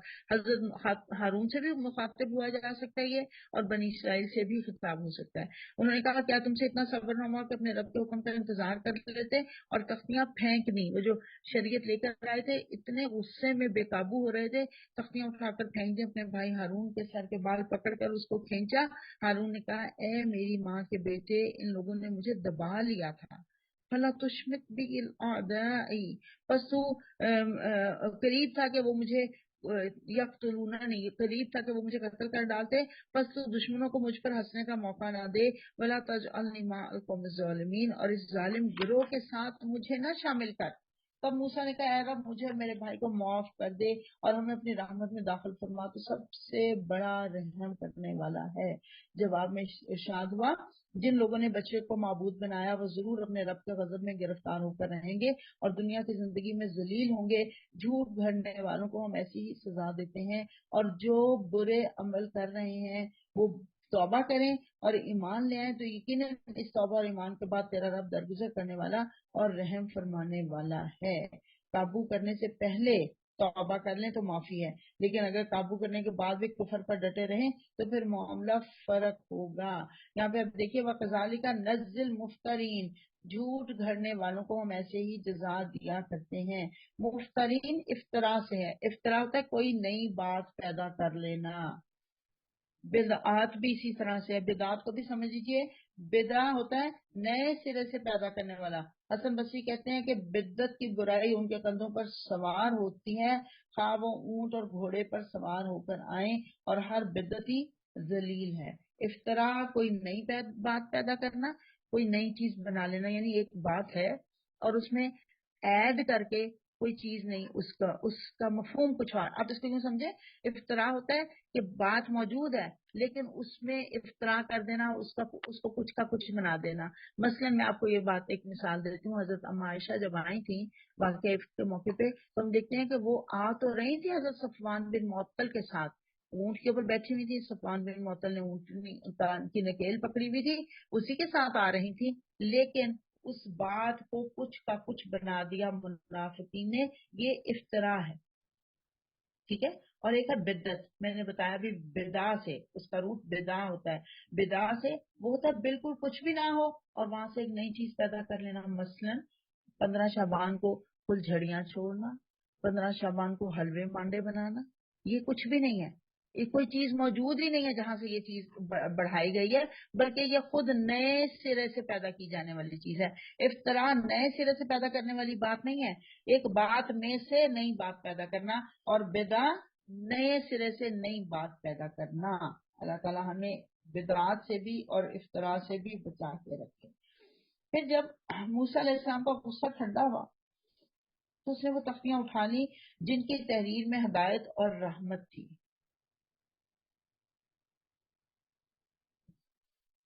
ان لوگوں کے لیے جو اپنے رب سے ڈرتے ہیں، اور اس نے اپنی قوم کے 70 آدمیوں کو منتخب کیا تاکہ وہ اس کے ساتھ ہمارے مقرر کیے ہوئے وقت پر حاضر ہوں۔ جب حضرت موسیٰ علیہ السلام نے اپنی قوم کو اللہ کی آیات سنائی تو انہوں نے کہا کہ آپ ان سرداروں کو بھی ساتھ لے کر جائیں اور یہ بھی اللہ کی آواز سن کر آئیں تو ہمیں یقین آئے گا۔ جب ان لوگوں کو ایک سخت زلزلے نے آپ پکڑا تو موسیٰ نے عرض کیا ہے میرے سرکار آپ چاہتے تو پہلے ہی ان کو اور مجھے ہلاک کر سکتے تھے، یہ واقعہ آگے چل کے دوبارہ پڑھیں گے، اس لیے ابھی میں اس پہ نہیں رکتی۔ کیا آپ اس قصور میں جو ہم میں سے چند نادرانوں نے کیا تھا ہم سب کو ہلاک کر دیں گے؟ یہ تو آپ کی ڈالی ہوئی ایک آزمائش تھی جس کے ذریعے سے آپ جسے چاہتے ہیں گمراہی میں مبتلا کر دیتے ہیں اور جسے چاہتے ہیں ہدایت بخش دیتے ہیں، اور ہمارے سرپرست تو آپ ہی ہیں، بس ہمیں معاف کر دیجیے اور ہم پر رحم فرمائیے، آپ سب سے بڑھ کر معاف فرمانے والے ہیں، اور ہمارے لیے اس دنیا کی بھلائی بھی لکھ دیجیے اور آخرت کی بھی۔ وقت لنا فی حاضر دنیا حسنتم وفی الآخرتی ان ہدنا الیک، ہم نے آپ ہی کی طرف رجوع کر لیا، جواب میں ارشاد ہوا سزا تو میں جسے چاہتا ہوں دیتا ہوں، اب مگر میری رحمت ہر چیز پر چھائی ہوئی ہے، اور اسے میں ان لوگوں کے حق میں لکھوں گا جو نافرمانی سے پرہیز کریں گے، زکات دیں گے اور میری آیات پر ایمان لائیں گے۔ بس آج یہ رحمت ان لوگوں کا حصہ ہے جو اس پیغمبر نبی امی کی پیروی اختیار کریں۔ اس سے ذرا رکتے ہیں۔ نبی امی، حضرت موسیٰ دعا کر رہے تھے خاص رحمت کی کے حوالے سے، آپ دعا کر رہے تھے خاص رحمت جو ہے یاد رکھیے امت محمد صلی اللہ علیہ وسلم کے لیے ہے جس کا تذکرہ آ رہا ہے، اور جو ہے یہ یہاں پہ جو وہ رحمت کی دعائیں کر رہے ہیں وہ اللہ سے عمومی رحمت کی دعائیں کر رہے ہیں، لیکن یہ جو خصوصی رحمت ہے نا جو اس پیغمبر نبی امی کی پیروی اختیار کرنے والوں پر بھیجی جائے گی، نبی صلی اللہ علیہ وسلم کے فرائض کا ذکر بھی آ رہا ہے اور میرے اور آپ کے نبی صلی اللہ علیہ وسلم کے ساتھ تعلق کا ذکر بھی آ رہا ہے۔ فرمایا وہ جو رسول نبی امی کی پیروی کریں گے، نمبر ایک اس کا مطلب امی کیوں کہا جا رہا ہے حضرت محمد صلی اللہ علیہ وسلم کو؟ اہل کتاب کے مقابلے میں عربوں کو امی کہا جاتا تھا کیونکہ بہت عرصے سے ان کے اوپر کوئی کتاب نازل نہیں ہوئی تھی، اہل کتاب کے مقابلے میں عرب امی تھے۔ دوسرا، امی کیوں کہا جا رہا ہے حضرت محمد صلی اللہ علیہ وسلم کو؟ کہا جاتا ہے اس کو جو ماں کے بطن سے نکلا اور ابھی اس کو ماں کے بطن سے جو سیکھ کر آیا صرف وہی پتا ہے، ابھی اس کو کچھ معروف معنوں میں جس کو ابھی اس نے کسی سے لکھنا پڑھنا نہ سیکھا ہو، تو نبی پاک صلی اللہ علیہ وسلم نے کبھی کسی کے پاس بیٹھ کر کوئی لکھنا پڑھنا تو نہیں سیکھا تھا نا، اور آپ صلی اللہ علیہ وسلم تمام کائنات کو سکھا رہے ہیں۔ 40 سال تک آپ کی زبان پر کوئی خطابت نہیں، اور 40 سال کے بعد ایسا کلام کہ اللہ اکبر، تمام دنیا قیامت تک کے لیے دنگ ہے کہ ایسے علم و حکمت کے موتی جو کبھی ختم نہیں ہوں گے، اس امی ہونے میں حضرت محمد صلی اللہ علیہ وسلم کی عظمت ہے۔ کیسے؟ شاگرد جب ہوتا ہے نا تو وہ کسی کا بھی شاگرد ہو کتنا ہی اوپر کیوں نہ اٹھ جائے، جب وہ استاد کے سامنے ہوتا ہے تو وہ جھک کر رہتا ہے اور اس کو یہی زیب دیتا ہے۔ تو اگر نبی صلی اللہ علیہ وسلم کا استاد کوئی استاد ہوتا تو آپ کو بھی اس کے سامنے جھکنا پڑتا نا۔ تو اللہ نے اس لیے حضرت محمد صلی اللہ علیہ وسلم کو امی بنایا کہ آپ کسی کے شاگرد نہیں تھے، آپ نے تو ڈائریکٹ رب العالمین کا شاگرد بننا، اس کے علاوہ کسی کے آگے آپ کا سر نہیں جھکنا تھا۔ اور ایک اور بات آپ دیکھیے، نبی امی اللہ کہہ رہا ہے یہ اہل کتاب پر ایک چوٹ ہے، اپنے آپ کو بڑا کتاب والا سمجھتے ہو، اپنے آپ کو بڑا عالم سمجھتے ہو، اوقات تمہاری کیا ہے؟ ایک امی تمہیں پڑھا رہا ہے، ایک امی تمہیں سکھا رہا ہے، ایک امی کو تمہارے اوپر فضیلت حاصل ہے۔ تو سبحان اللہ، یہ جو نبی امی کہنا ہے نا یہ اللہ کی طرف سے محبت کا اظہار بھی ہے، پیار سے نہیں، جیسے ہم اپنے بچوں کو نام دے دیتے کوئی کو، تو ویسے ہی اللہ تعالیٰ نے اپنے بندہ خاص کو خاص لقب دیا نبی الامی کہہ کے۔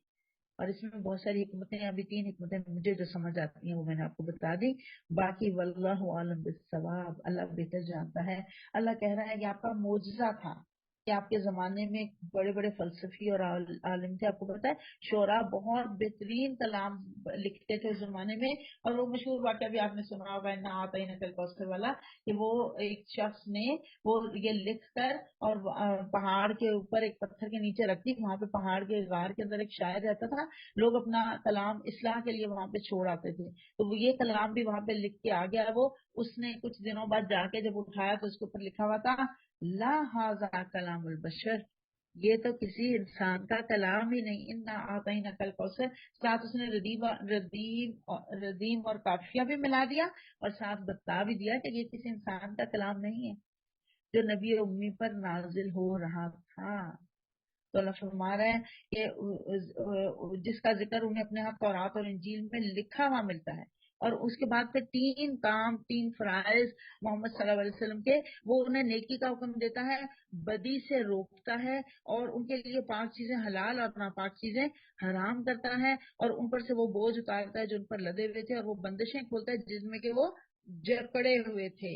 تو یہ 3 کام کرنے کی بات بتائی جا رہی ہے, اور لہٰذا جو لوگ اس پر ایمان لائیں گے اور اس کی حمایت اور نصرت کریں گے, اس روشنی کی پیروی اختیار کریں گے جو اس کے ساتھ نازل کی گئی تھی, وہی فلاح پانے والے ہیں. فائدے میں وہی رہیں گے, کامیاب وہی ہوں گے. یہاں پہ یہ بتایا جا رہا ہے. اور اے محمد صلی اللہ علیہ وسلم کہو کہ انسانوں میں تم سب کی طرف اس خدا کا پیغمبر ہوں جو زمین اور آسمانوں کی بادشاہی کا مالک ہے, اس کے سوا کوئی خدا نہیں, اور وہی زندگی بخشتا ہے, وہی موت دیتا ہے. 5 دفعہ قرآن میں یہ بات آتی ہے کہ نبی صلی اللہ علیہ وسلم کی بعثت تمام نوع انسانی کے لیے ہے,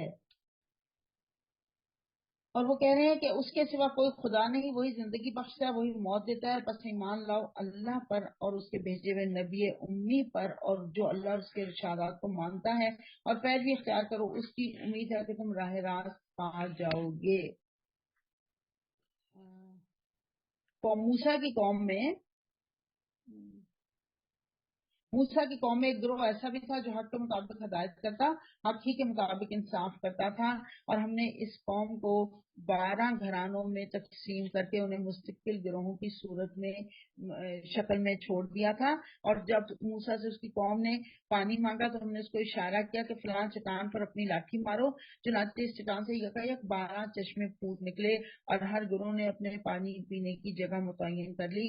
ہم نے ان پر بادل کا سایہ کیا اور ان پر منو سلوا اتارا. منو سلوا کی بھی ہم بات پہلے کر چکے ہیں. کھاؤ وہ پاک چیزیں جو ہم نے تم کو بخشی تھی, اور مگر اس کے بعد انہوں نے جو کچھ کیا تو ہم پر ظلم نہیں کیا, بلکہ آپ ہی اپنے اوپر ظلم کرتے رہے. یاد کرو وقت جب ان سے کہا گیا تھا کہ اس بستی میں داخل ہو جاؤ اور جہاں پہ جا کے بس جاؤ, اور اس کی پیداوار سے اپنے حسب منشا روزی حاصل کرو, اور حتہ تم کہتے ہوئے جانا, اور شہر کے دروازے میں سجدہ ریز ہوتے ہوئے داخل ہونا, ہم تمہاری غلطیاں معاف کر دیں گے اور نیک رویہ کرنے والوں کو مزید فضل سے نوازیں گے. فبدل الذین ظلموا منہم قولا, مگر جو لوگ ان میں سے ظالم تھے انہوں نے بات کو کچھ کا کچھ بدل دیا جو ان کو کہی گئی تھی, اور نتیجہ یہ ہوا کہ ہم نے ان کے ظلم کے بدلے میں ان پر آسمان سے عذاب بھیج دیا. اور ذرا ان سے اس بستی کا حال بھی پوچھو جو سمندر کے کنارے واقع تھی, انہیں یاد دلاؤ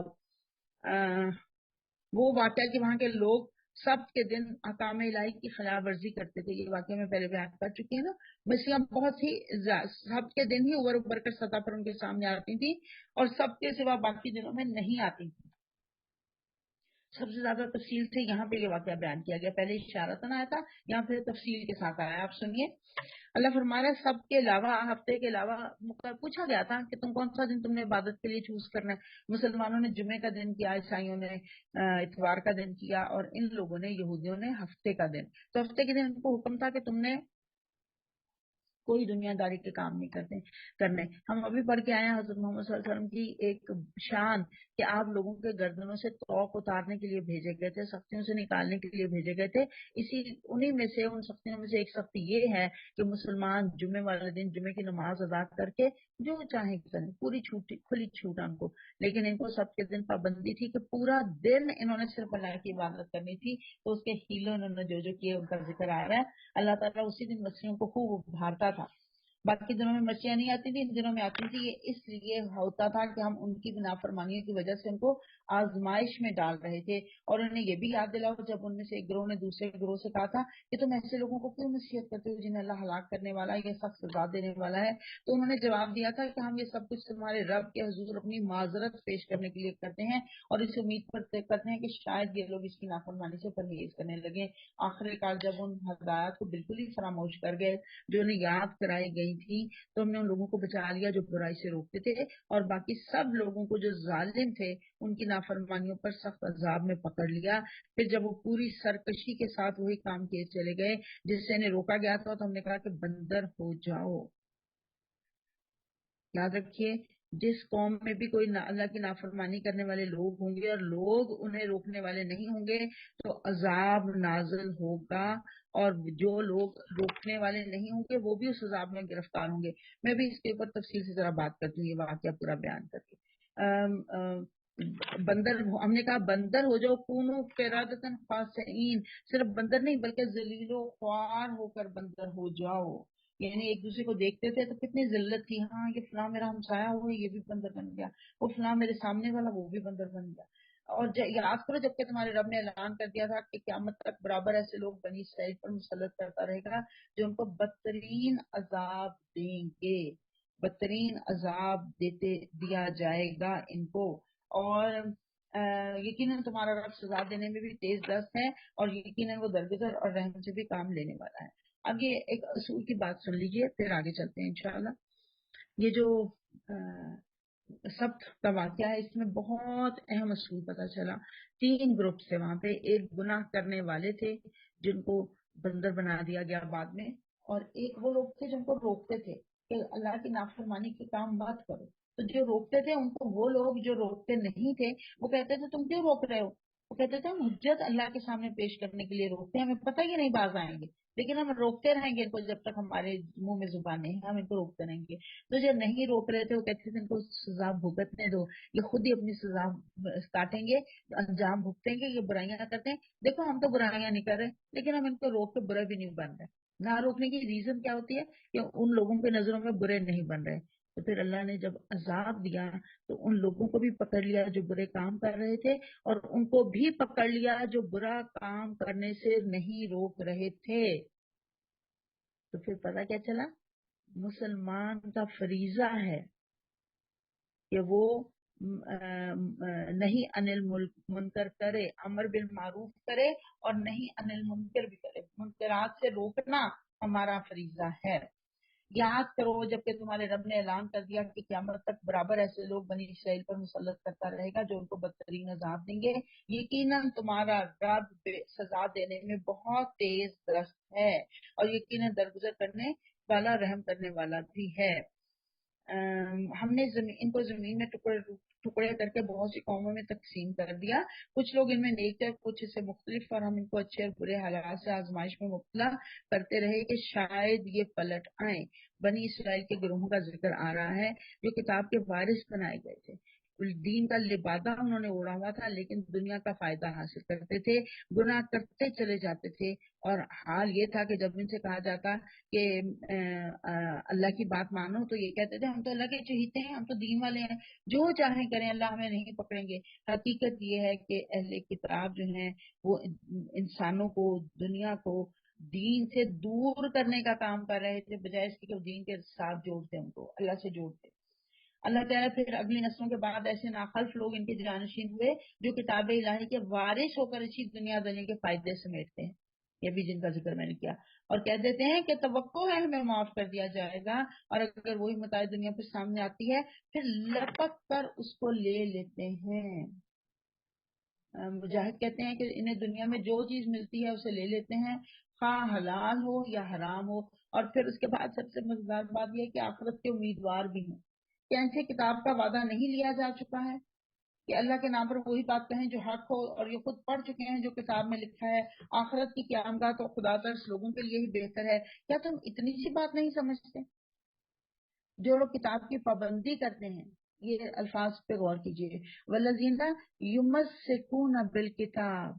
یمسکون ہوتا مضبوط پکڑنا، मजबूत पकड़ना का क्या मतलब है? कभी किताब को अपने से जुदा ना करना। हमारी तरह नहीं है कि मरते वक्त सिर्फ किताब का सूरह यासीन पढ़ी जाती है, रुखसती के वक्त सर पे से कुरान के नीचे से गुजार दिया जाता, नहीं। जिंदगी भर युमस्सिकून बिल किताब, किताब से जुड़े रहते हैं। इसका मतलब क्या है? किताब के अहकामात से जुड़े रहते हैं, किताब के अहकामात को अपनी जिंदगी पर नाफिज करके रखते हैं। वह अकामुस्सलात, और नमाजों को कायम करते हैं। कायम करना कैसे होता है? नमाज के पूरे अरकान के साथ, पूरी उसकी नीयत की दुरुस्तगी के साथ, नमाज के औकात जो हैं दुरुस्त औकात, उनमें नमाज को अदा करना। मैंने शुरू में जिक्र किया था अकामुस सलात के ऊपर बार बार रुकूंगी। बहुत ये सवाल आता है कि नमाज में खुशू नहीं होता। नमाज में खुशू का तरीका बताऊंगी। अगर आप लोग इसको नोट डाउन कर रहे हैं, आप में कर रही हैं, अगर अब तक नहीं किया तो अब से नोट डाउन करना शुरू कर लीजिए। सबसे पहले मैंने कहा था अल्लाह की आजिज बंदी बनकर अल्लाह के सामने खड़े होना, जैसे एक सर्वेंट अपने मालिक के सामने खड़ा हो। नंबर 2 मैंने कहा था जब नमाज के लिए खड़े हों, अपने दिल को दुनिया के ख्यालात से पाक करके खड़े हों। कोई दुनिया का एक बुजुर्ग थे, एक वाकया अभी कुछ अर्सा पहले ही मैंने सुना, तबलीगी जमात के बुजुर्ग, वो सुनाते हैं कि हमारे एक साथी नमाज के लिए खड़े होते थे, जाए नमाज पे 15 मिनट तक अल्लाह अकबर, सॉरी 5 मिनट तक अल्लाह अकबर नहीं करते थे, 4-5 मिनट तक अल्लाह अकबर नहीं करते थे। कहते मैं हैरान होता था ये क्या करते रहते हैं। एक दिन मैंने उनसे पूछी आप क्या करते हैं? उन्होंने कहा मैं पहले अपने दिल को साफ करता हूँ, दुनिया की मोहब्बतें निकालता हूँ, दुनिया के ख्यालात निकालता हूँ, ताकि दिल मेरा खाली हो जाए रब की याद के लिए। तो जब आप अपने दिल को खाली करके नमाज शुरू करेंगी ना, सिर्फ रब की बात दिल में रह के बाद नमाज शुरू करेंगी, नमाज में खुशू जरूर आएगा। ये 2 बातें मैंने बताई थी। तीसरी बात जो हज़रत जिब्राइल ने समझा दी थी, ऐसे नमाज पढ़ो गोया कि तुम अल्लाह को देख रही हो। मैं दूसरी बात पे नहीं आती, मैं कहती हूँ बस ये अपने दिल में पैदा करने की कोशिश करें कि मैं अल्लाह को देख रही हूँ, और आप देखेंगी। मेरा ईमान है कि आप पूरा जब दिल को साफ करके आजिज़ी के साथ खड़ी होंगी, तो वल्लाह आप जरूर रब को देखेंगी नमाज। ये बात मेरी पते की बात बांध लीजिए। अब एक बात और रह गई, इंशाल्लाह वो आगे चल के जहां पे उसका जिक्र आएगा वहां बयान करूंगी।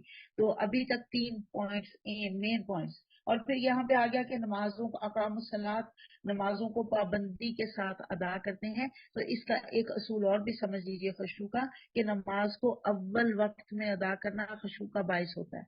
अगर आप आखिर वक्त में नमाज को अदा करेंगी तो आपको खुशू नहीं होगा। वो तो अपने सर से बोझ उतारना है, जिम्मेदारी उतारनी है, उसमें खुशबू नहीं आ सकता। इन्हें वो वक्त भी याद है जब हमने पहाड़ को हिला कर इस तरह से छा दिया था कि गोया वो छतरी है, और ये गुमान कर रहे थे कि वो उन पर आ पड़ेगा। और उस वक्त हमने इनसे कहा था कि जो किताब हम तुम्हें दे रहे हैं इसे मजबूती के साथ थामो, और जो कुछ इसमें लिखा है इसे याद रखो, तवक्को है कि तुम गलत रवि से बाज आ जाओगे। ये उस वाक्य की तरफ इशारा है जो मूसा अलैहिस्सलाम को जब वो शरीयत दी गई थी ना, तो उस मौके पे कोहे तूर के ऊपर ये वाकया पेश आया था। और अल्लाह ताला ने ये लोग जो हैं ये क्योंकि ईमान नहीं ला रहे थे, तो अल्लाह ताला ने कोहे तूर को उनके सर पर खड़ा कर दिया था, कहा था अगर ईमान लाओ नहीं लाओगे तो ये तुम्हारे सर पर गिर जाएगा। बिल्कुल ऐसे ही जब हमारा बच्चा बिस्तर से नहीं उठता, हम लाठी पकड़ लेते हैं, जूता पकड़ लेते हैं, नहीं उठोगे तो ये जूता पड़ेगा। मारते हैं जूता? मारते मुरते कोई नहीं, सिर्फ धमकाते हैं हम। तो अल्लाह ताला ने भी धमकाया था अपनी कौम को, अपनी उम्मत को, अपने इंसानों को, अपनी तखलीक को, अपनी मखलूक को। अल्लाह ताला ने कहा कि इसमें मजबूती के साथ थामो जो किताब हम तुम्हें दे रहे हैं, और जो कुछ इसमें लिखा है इसे याद रखो, तवक्को है कि तुम गलत रवि से बचे रहोगे। और ए नबी, लोगों को याद दिलाओ वो वक्त जबकि तुम्हारे रब ने बनी आदम की पुश्तों से इनकी नस्ल को निकाला था, और उन्हें खुद इनके ऊपर गवाह बनाते हुए पूछा था क्या मैं तुम्हारा रब नहीं हूँ? उन्होंने कहा जरूर आप ही हमारे रब हैं, हम इस पर गवाही देते हैं, हमने इसलिए किया कि कहीं तुम क़यामत के रोज ये ना कह दो कि हम तो इस बात से बेखबर थे।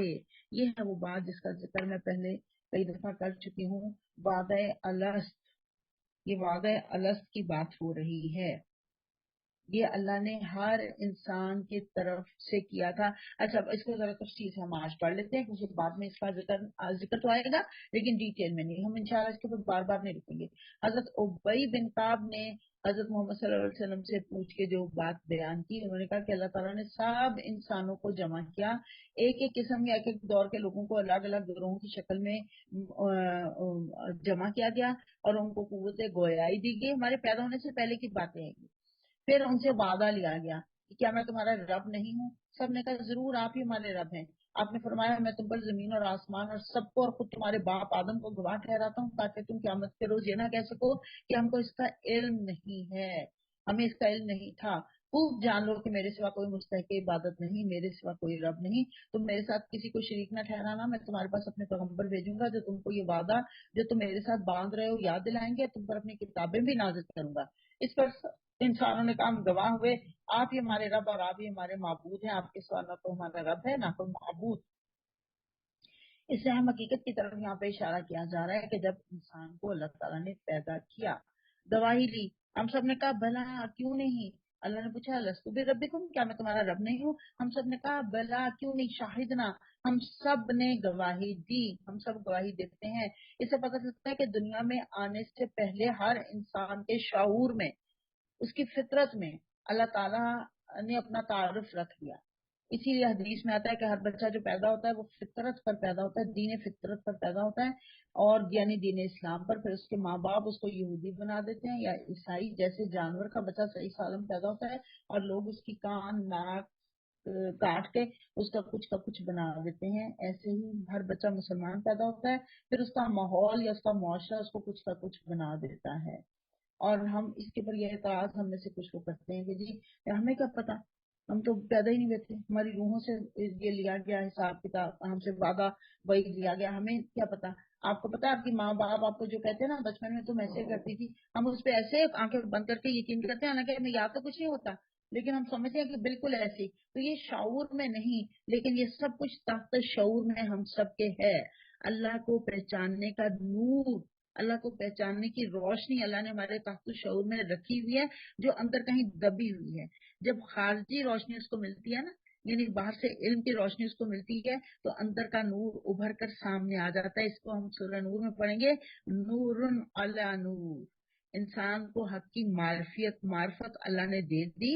اب جو تحت شعور میں موجود ہے اور ہم جب وحی الہی کو دیکھتے ہیں، سنتے ہیں، سمجھتے ہیں تو پھر یہ اس کے ساتھ یکجان ہو جاتی ہے. پھر ایک بندہ مومن وجود میں آتا ہے، بندہ مومن.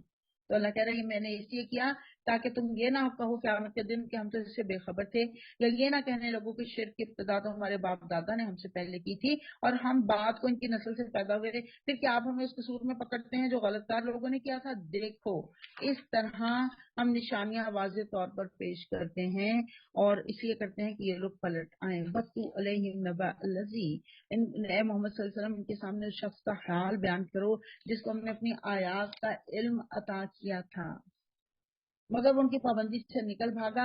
آخر کار شیطان اس کے پیچھے پڑ گیا. فن سلخا آیا یہاں پہ، نکل بھاگا. جیسے سانپ اپنی کینچلی سے نکلتا ہے نا، اس کو فن سلخا کہا جاتا ہے. بالکل ایسے ہی جب انسان اسلام سے نکلتا ہے تو شیطان اس کے پیچھے پڑ جاتا ہے، کیونکہ شیطان تو ہمیشہ اس طاق میں رہتا ہے کہ کب کتاب سے دور ہو، کب کتاب بند ہو. جب تک کتاب کھلی رہتی ہے ہم کتاب کو مضبوطی سے پکڑے رہتے ہیں. یمسکون بالکتاب، ابھی پڑھ کے آئے نا، ہمیں روزمرہ زندگی میں ہونے والی غلطیوں کی طرف نشاندہی یہ کتاب ہی کرتی ہے. اگر ہم اس کتاب کی طرف نہیں آئیں گے تو ہماری غلطیوں کی نشاندہی نہیں ہوگی. اللہ فرما رہا ہے اگر وہ شیطان اس کے پیچھے پڑ گیا اور وہ شیطان کے پیچھے پڑ گیا، وہ شیطان کا پیروکار بن گیا یہاں تک کہ وہ بھٹکنے والوں میں شامل ہو کر رہا. اور اگر ہم چاہتے تو ان آیتوں کے ذریعے سے بلندی عطا کرتے، اسی قرآن کے ذریعے سے بلندی عطا ہو سکتی تھی. اکثر اوقات انسان اللہ کا راستہ اس لیے چھوڑتا ہے کہ یہ بڑا مشکل کام ہے، میں اسے چھوڑ کر تو اور کام کر لیتی ہوں جس میں مجھے شہرت تعریف ملے گی. فرمایا اگر ہم چاہتے تو انہی آیات کے ذریعے اسے بلندی عطا کرتے. دیکھیے ہر چیز کا ایک امتحان ہوتا ہے، ہر چیز کا ایک امتحان ہوتا ہے، مشکل ہوتی ہے. جو اس مشکل سے خیریت سے گزر جائے وہی کامیاب ہوتا ہے. آپ کے اوپر کوئی ذمہ داری ہو نا تو اس کو خوشی سے نبھانے کی کوشش کیا کریں. یہ نہیں اتار کے پھینک دینا جی میرے سے تو یہ کام نہیں ہوتا میں ابھی نہیں کر سکتی پھر کر لوں گی. ایسا نہیں ہوگا کبھی نہیں ہوگا. سادہ سی مثال دوں گی. بہت لوگ میں سے یہ ذکر کرتے ہیں کہ دورہ قرآن کی ریکارڈنگز بھی آ رہی ہوتی ہیں. لوگ کہتے ہیں اچھا چلیے آج میں لائیو نہیں سنتی ریکارڈنگ سن لوں گی. اس کے بعد کے 24 گھنٹے آپ کے لیے اتنے کم ہو جائیں گے کہ ان 24 گھنٹوں میں آپ یہ 2 گھنٹے کی ریکارڈنگ نہیں سن سکیں. اس لیے بہتر ہوتا ہے لائیو سنا کریں. لائیو کا فائدہ ہے ڈائریکٹلی آپ سن رہی ہیں. کوئی سوال ہے تو سوال بھی کر سکتی ہیں. اللہ کہہ رہے ہیں اسی کتاب کے ذریعے سے میں بلندی دینا چاہتا تھا لیکن اب دیکھیے حضرت عمر کا کیا حال تھا. حضرت عمر رضی اللہ تعالیٰ عنہ کو جب خلافت ملی تو اپنا گال زمین پر رکھ کر روتے تھے اے عمر تم کیا تھے اسلام نے تم کو کہاں پہنچا دیا. اس بات کے اوپر عاجزی اختیار کرتے تھے کہ اللہ نے کہاں سے کہاں پہنچا دیا. یہی مثال اللہ کہہ رہے ہیں لیکن جو زمین کی طرف جھک گیا اپنی خواہش نفسی کے پیچھے پڑا رہا لہذا اس کی حالت کتے کسی ہو گئی کہ تم اس پر حملہ کرو تب بھی زبان لٹکائے رہے اور اسے چھوڑ دو تب بھی زبان لٹکائے رہے. یہی مثال ہے ان لوگوں کی جو ہماری آیات کو جھٹلاتے ہیں. کتے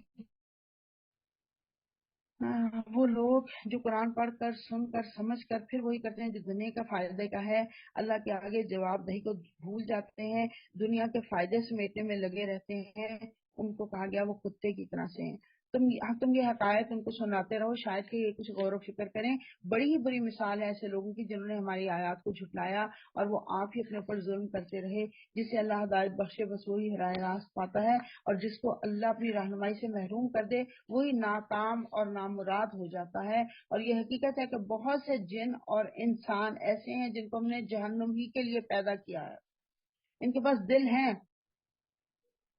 پہلے یہ دیکھیے اللہ کی مخلوق اور اللہ کہہ رہا ہے میں نے جہنم کے لیے پیدا کیا. اس کا مطلب یہ ہے کہ اللہ نے عقل دی دل دیا دماغ دیا لیکن وہ اس کا صحیح استعمال نہیں کر رہے. ان کے پاس دل ہیں مگر ان سے سوچتے نہیں. ان کے پاس آنکھیں ہیں مگر وہ ان سے دیکھتے نہیں. ان کے پاس کان ہیں مگر وہ ان سے سنتے نہیں. وہ جانوروں کی طرح ہیں بلکہ ان سے بھی زیادہ گئے گزرے. یہ وہ لوگ ہیں جو غفلت میں گم ہو گئے ہیں. ابھی ہم نے پڑھا نا کتوں کی طرح سے. اب جانوروں سے کی طرح سے کہا جا رہا ہے کیوں؟ کیونکہ جانور کو بھی نہیں پتا کہ اس کو کس لیے دیا گیا دل دماغ عقل کس لیے دی گئی. ان کو تو عقل دی ہی نہیں گی. وہ تو صرف اپنے فائدے کے لیے جو تھوڑا ان کا فائدہ اس کے لیے اس کو استعمال کرتے ہیں کانوں کو اپنی زبان کو. وہ اس لیے اللہ تعالیٰ کہہ رہا ہے جو اللہ کی آیات کو سنتے ہیں اور پھر اس کے بعد غافل رہتے ہیں غور و فکر نہیں کرتے قیامت کے دن یہ بہانہ نہیں کر سکتے کہ اللہ ہمیں تو دین کا پتہ ہی نہیں تھا. ان کی غفلت کی وجہ سے ان کو یہ سزا سنائی جا رہی ہے. اور اللہ فرما رہا ہے وہ جانوروں کی طرح بلکہ ان سے بھی زیادہ گئے گزرے. یعنی صرف ظاہری چیزیں دیکھتے ہیں اصل چیز نہیں دیکھتے. یہ وہ لوگ ہیں جو غفلت میں گم ہو چکے ہیں. وَلِلَّهِ الْأَسْمَاءُ الْحُسْنَى اللہ کے لیے اچھے اچھے نام ہیں. فَادْعُوهُ بِهَا اس کو انہی اچھے ناموں سے پکارا کرو. اور ان لوگوں کو چھوڑ دو جو اس کے نام رکھنے میں راستے سے انحراف کرتے ہیں. جو کچھ وہ کرتے رہے اس کا بدلہ وہ پا کر رہیں گے. یہاں پہ بتایا جا رہا ہے اللہ کے لیے اچھے اچھے نام ہیں. اللہ کے ناموں کا وظیفہ سب سے بہترین وظیفہ ہے. اللہ سے دعا مانگنے کے لیے اللہ کے صفاتی ناموں سے اس کو پکارو. حدیث مبارکہ ہے اللہ کے لیے اچھے اچھے 99 نام ہیں جو ان کو شمار کرے گا ضرور جنت میں جائے گا. اس لیے ناموں کو یاد کر لیجئے اپنی زندگی میں ان کو پڑھنے کا معمول بنا لیجئے. کم از کم دن میں ایک دفعہ ضرور ان کو پڑھا کیجئے. اللہ تعالی اور اللہ نے فرمایا وہ جو اللہ کے ناموں میں الہاد کرتے ہیں. الہاد کا کیا مطلب ہے کہ اپنی طرف سے انہیں کچھ اضافہ کر لیتے ہیں جس کا اللہ نے حکم نہیں دیا یا اس کے ناموں میں سے کوئی جیسے لات انہوں نے اپنے بت کا نام رکھ دیا تھا. اللہ سے ہی انہوں نے نکالا تھا لات بنا لیا تھا. پھر عزیز سے انہوں نے عزا بنا لیا تھا. یہ اللہ کے ناموں میں الہاد ہے جس سے منع کیا جا رہا ہے. اللہ کے ناموں میں کمی کر دینا یا اس میں اضافہ کر دینا، یا ایک ہی نام کو پکارتے چلے جانا باقیوں کو چھوڑ دینا، یہ سب الہاد کے طریقے ہیں۔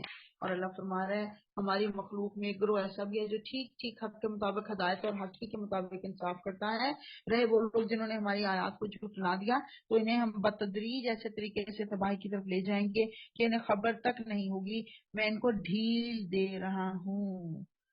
سَنَسْتَدْرِجُهُمْ مِنْ حَيْثُ لَا يَعْلَمُونَ، وہاں سے جہاں سے وہ جانتے ہی نہیں، وہی استدراج کا لفظ آ گیا نا یہاں پہ بھی۔ اللہ کہہ رہا ہے میری چال کا کوئی توڑ نہیں ہے۔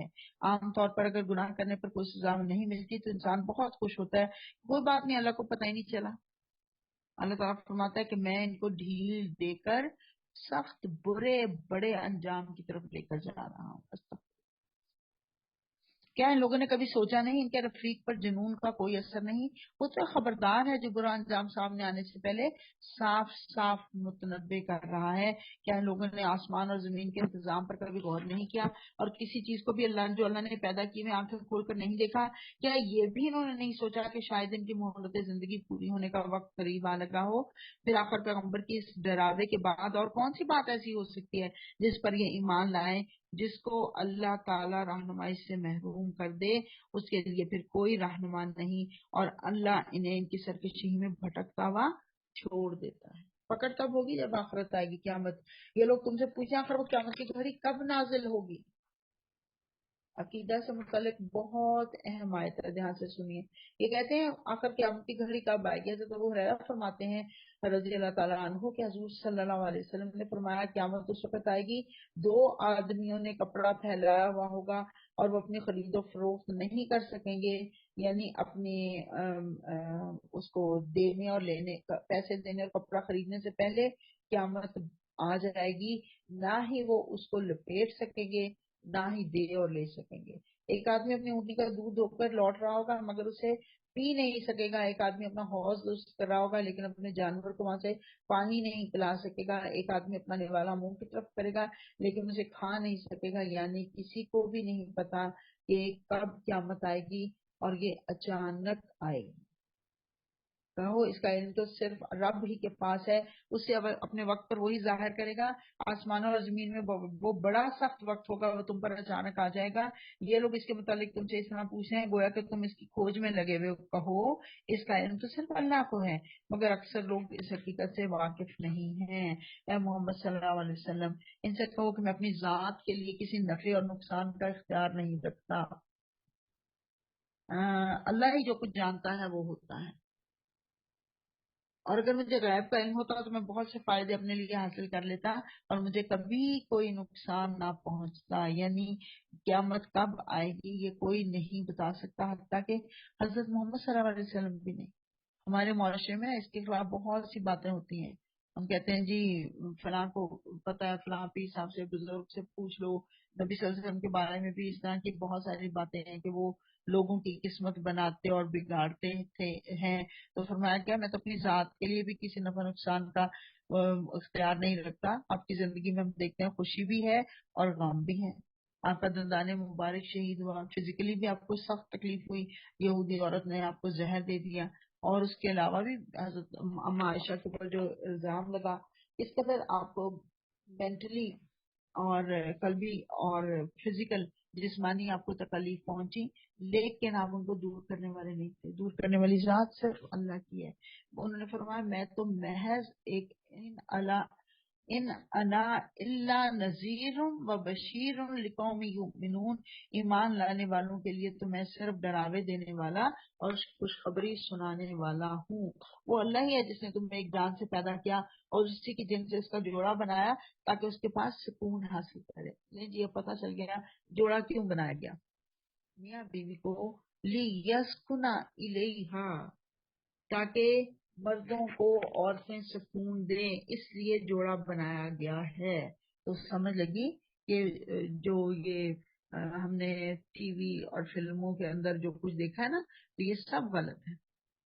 عورتوں کو اس لیے مردوں کی زوجیت میں دیا گیا تاکہ مرد عورتوں سے سکون حاصل کریں اور عورتیں بھی مردوں سے سکون حاصل کریں، گویا کہ ایک دوسرے کو ٹیز کرنے کے لیے نہیں بنائے گئے، ایک دوسرے کو تکلیف دینے کے لیے نہیں بنائے گئے۔ بتو ترکی بترکی سوال جواب کرنے کے لیے نہیں بنائے گئے، اس لیے بنائے گئے کہ جب سارے دن کی مشقت کر کے تھک کے بندہ گھر آئے تو بیوی کو دیکھ کر اس کو سکون آ جائے۔ حضور صلی اللہ علیہ وسلم نے فرمایا تھا نا، خامد نیک بیوی وہ ہے کہ خامد اس کو دیکھ کے تو خوش ہو جائے۔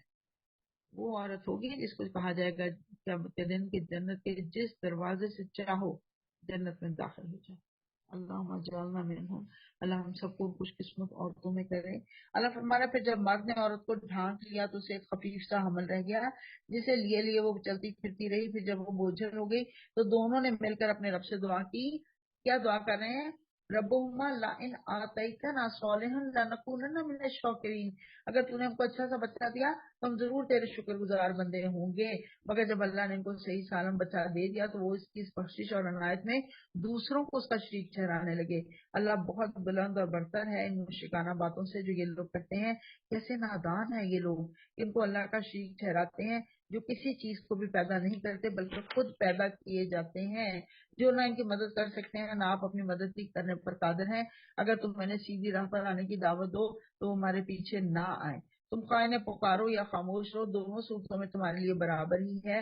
تم لوگ اللہ کو چھوڑ کر جنہیں پکارتے ہو وہ تو محض بندے ہیں جیسے تم بندے ہو، ان سے دعائیں مانگ کے دیکھو، یہ تمہاری دعاؤں کا جواب دیں گے اگر ان کے بارے میں تمہارے خیالات صحیح ہیں۔ کیا یہ پاؤں رکھتے ہیں کہ ان سے چلیں؟ کیا یہ ہاتھ رکھتے ہیں کہ ان سے پکڑیں؟ کیا یہ آنکھیں رکھتے ہیں کہ ان سے دیکھیں؟ کیا یہ کان رکھتے ہیں کہ ان سے سنیں؟ اے محمد صلی اللہ علیہ وسلم ان سے کہو کہ بلا لو اپنے ٹھہرائے ہوئے شریکوں کو، پھر تم سب مل کر میرے خلاف تدبیریں کرو اور مجھے ہرگز مہلت نہ دو۔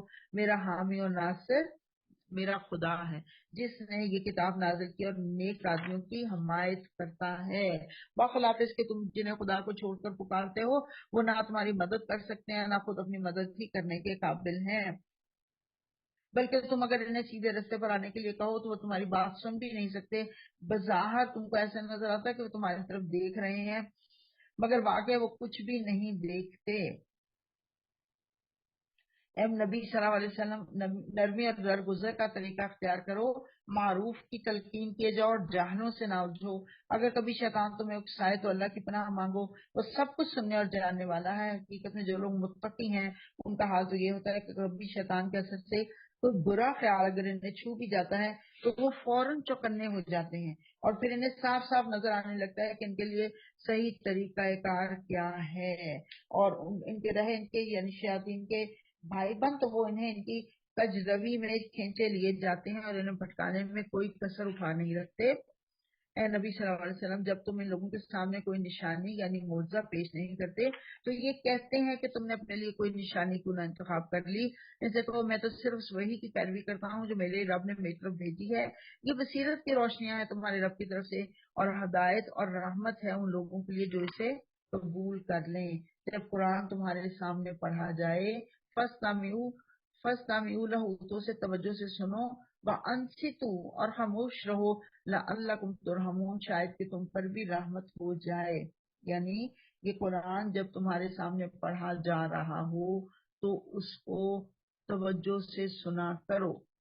ایک بات جو سورہ الفاتحہ پڑھ جب ہم نے آغاز کیا تھا اس وقت بیان ہونے سے رہ گئی تھی تو میں نے سوچ لیا تھا کہ انشاءاللہ جب اس آیت پر پہنچیں گے تو میں آپ کو بتاؤں۔ اس کے بارے میں ہمارے یہاں اختلاف ہے کہ نماز میں جب سورہ فاتحہ پڑھی جائے، امام صاحب پڑھ رہے ہوں تو مقتدی کو پڑھنی چاہیے یا نہیں پڑھنی چاہیے۔ میں آپ کو ائمہ کرام کا بتا دیتی ہوں، فتویٰ بتا دیتی ہوں۔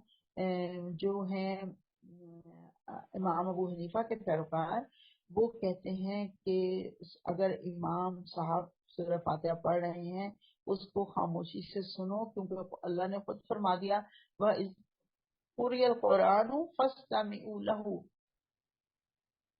تو اسے توجہ سے سنو، وَأَنصِتُوا اور خاموش رہو۔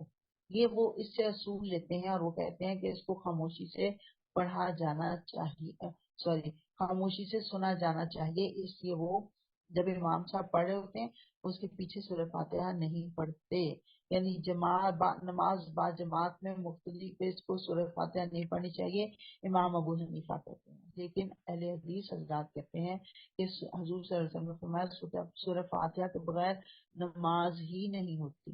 وہ کہتے ہیں چاہے امام صاحب پڑھ رہے ہیں آپ سن رہے ہیں یا وہ خاموشی سے پڑھیں، آپ نہیں سن رہے یعنی جہری یا سری دونوں نمازوں میں آپ خاموش نہیں رہیں گے بلکہ سورہ فاتحہ پڑھتے رہیں گے۔ حضرت امام مالک کا میں سمجھتی ہوں سب سے بہترین فتویٰ ہے، وہ کہتے ہیں کہ جب جہری نماز ہو جس میں امام صاحب پڑھ رہے ہیں اور آپ سن سکتے ہیں تو آپ خاموشی سے سنیں، لیکن جب سری نماز ہو جس میں امام صاحب پڑھ رہے ہیں اور آپ سن نہیں سکتے تو پھر آپ سورہ فاتحہ کو پڑھ لیجئے۔ واللہ عالم بالصواب۔ میں نے آپ کو صرف یہ فتویٰ پہنچانا تھا تینوں ائمہ کرام کا، آگے آپ کی مرضی ہے، آپ جس کو بھی فالو کریں۔ تینوں صورتیں جائز ہیں، تینوں صورتوں کی رخصت ہے، تینوں صورتوں کی اجازت ہے۔ اللہ فرما رہے ہیں نبی صلی اللہ علیہ وسلم اپنے رب کو صبح شام یاد کیا کرو، دل ہی دل میں زاری اور خوف کے ساتھ، اور زبان سے بھی ہلکی آواز کے ساتھ۔ تم ان لوگوں میں سے نہ ہو جو غفلت میں پڑے ہوئے، یعنی یا اونچی آواز سے پکارو یا دل ہی دل میں زاری سے۔ تو آج جو میں نے کہا تھا کہ اقام الصلاۃ کا، نماز میں خشوع کا، آپ کو ایک اور طریقہ بتاؤں گی جو آگے چل کے بتاؤں گی، وہ طریقہ آ گیا۔ پتا چلا کہ نماز کو ہلکی آواز کے ساتھ بھی پڑھا جا سکتا ہے اور کچھ بلند آواز سے بھی پڑھا جا سکتا ہے۔ عورتیں بھی، ہمارے یہاں کہتے ہیں عورتیں اونچی آواز سے نہیں پڑھ سکتی، واللہ عالم یہ کون سے مولوی صاحب کا فتویٰ دیا جا رہا ہے۔ اللہ نے خود بتا دیا، اللہ کو زاری سے یاد کرو، اونچی آواز سے یاد کرو یا ہلکی آواز کے ساتھ، دونوں طرح سے کی جا سکتا ہے۔ تو نماز میں خشوع کا ایک اور ٹپ آپ کو بتا رہی ہوں۔ نماز کو اتنی آواز میں پڑھیں کہ آپ کے کان اس کو سنیں۔ آپ یقین کریں جب آپ کے کان سن رہے ہوں گے تو آپ کا دھیان کہیں اور جائے گا ہی، آپ پوری توجہ سے نماز پڑھیں گی انشاءاللہ۔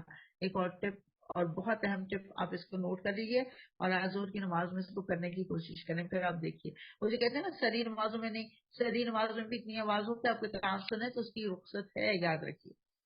ان الذین عند ربک، بے شک وہ لوگ جو تیرے رب کے نزدیک تقرب کا مقام رکھتے ہیں، لا یستکبرون، نہیں وہ تکبر کرتے، ان عبادتی، اس کی عبادت سے، وہ یسبحونہ، اور وہ تسبیح کرتے ہیں اس کی، وَلَهُ یسجدون، اور وہ اس کے آگے جھکے رہتے ہیں۔ پہلا سجدہ تلاوت آ گیا، میں انشاءاللہ سجدہ تلاوت کروں گی اور ساتھ دعا بھی پڑھوں گی، پھر میں آپ کو اس کی لاجک دوں گی۔ اگر آپ سجدہ رخ بیٹھے ہیں اس وقت تو آپ بھی سجدے میں جھک جائیے۔ سجدہ وجہی للذی خلقہ وصورہ وشق سمعہ وبصرہ وبحولہ وقوتہ فتبارک اللہ احسن الخالقین، میرے چہرے نے اس ہستی کو پیدا کیا، میرے چہرے نے اس ہستی کو سجدہ کیا جس نے اس کو پیدا کیا، اور اپنی حفاظت اور مدد کے ساتھ اس کے کان اور آنکھیں کھولی، تو اللہ بہت برکت والا اور بہت اچھا پیدا کرنے والا ہے۔ یہ سجدہ تلاوت کی دعا ہے، انشاءاللہ آج شیئر کر دی جائے گی۔ الحمدللہ آپ میں سے بہت سارے لوگوں کو یاد ہے، جن کو نہیں یاد وہ آج سے یاد کرنا شروع کر دیں۔ سبحان ربی الاعلیٰ کے ساتھ بھی سجدہ تلاوت ہو جاتا ہے، لیکن مسنون دعا یہی ہے جو حضرت محمد صلی اللہ علیہ وسلم سجدے میں پڑھتے تھے۔ میں ہمیشہ کہا کرتی تھی سجدہ تلاوت کے بارے میں، سن لیجئے کہ حضور صلی اللہ علیہ وسلم اونٹنی پر بیٹھے ہوئے نفل پڑھتے تھے، قرآن کی تلاوت کرتے تھے، اور جہاں پہ سجدہ تلاوت آتا تھا آپ وہیں پہ سر کو جھکا دیتے تھے۔ اس سے ہمیں پتا چلا کہ چلتے چلتے بھی، سواری پر بھی سجدہ تلاوت کیا جا سکتا ہے، لیکن اس کو موقوف بھی کیا جا سکتا ہے، ڈیلے بھی کیا جا سکتا ہے۔ لیکن ابھی پچھلے سال میں جب ابھی گرامر کا کورس کر رہی تھی، ہماری استاذہ نے بڑی خوبصورت بات کہی، مجھے وہ بہت اپیل کی۔ انہوں نے کہا کہ جب سجدہ تلاوت کا حکم ہم پڑھیں تو ہمیں فوراً جھک جانا چاہیے۔ کیوں؟ ابھی ہم نے پڑھا، اللہ نے پوچھا، اللہ نے کہا وہ لوگ جو تیرے رب کے آگے جھکے رہتے ہیں، اپنی بڑائی کا گھمنڈ نہیں کرتے اور ہر وقت اس کے آگے جھکے رہتے ہیں، تو کیا میں ابھی جھکنے سے انکار کر دوں گی اور بعد میں جھک جاؤں گی؟ نہیں، جھکنے کی بات آئی تو فوری طور پہ میں نے جھکنا ہے۔ اس لیے بہترین طریقہ یہ ہے کہ جب آپ قرآن پڑھنے بیٹھیں تو آپ سجدہ رخ ہو کر بیٹھیں، تاکہ سجدہ تلاوت کے وقت آپ اپنے سر کو جھکا سکیں۔ الحمدللہ میرا سجدہ تلاوت ادا ہو گیا کیونکہ میں نے جھک کر سجدے میں یہ دعا پڑھی ہے الحمدللہ۔ تو کوشش کیجیے آپ سب بھی فوراً سجدہ کرنے کی۔ سورہ الانفال شروع ہو رہی ہے، مدنی صورت ہے اور 2 ہجری میں نازل ہوئی، غزوہ بدر کے اوپر اس صورت میں بحث کی گئی ہے. سورہ انفال، انفال نفل کی جمع ہے. نفل کی جمع ہے. نفل ہوتا ہے فرائض سے زائد چیز، فرائض سے بڑھی ہوئی چیز کے لیے بولا جاتا ہے نفل. اور یہاں پہ ہم دیکھیں گے کہ جو سیکنڈری چیز یعنی اصل چیز جو ہے وہ تو اللہ کی خاطر جنگ کرنا ہے، لیکن انفال کیا ہے؟ یہاں پہ انفال غنیمت کو کہا گیا. مالی غنیمت وہ سیکنڈری چیز ہے، وہ جو لوگوں کو ملنی ہے اس کے بارے میں. تو یہ اس کے بارے میں ذہن میں یہ بھی رکھے کہ ایک تجارتی قافلہ تھا جو کہ 2000 اس کے تھے، اس کے اندر سوار تھے، اور یہ لوگ شام کی طرف جا رہے تھے. تو حضرت صلی اللہ علیہ وسلم کا ارادہ ہوا کہ ان کے پیچھے چلا جائے. آپ کے ساتھ آپ 313 آپ کے ساتھی تھے، 2 گھوڑے تھے، 70 اونٹ تھے، 6 زرہیں تھیں اور 8 تلواریں تھیں. اور ادھر 2000 نہیں سوری 1000 کا لشکر تھا.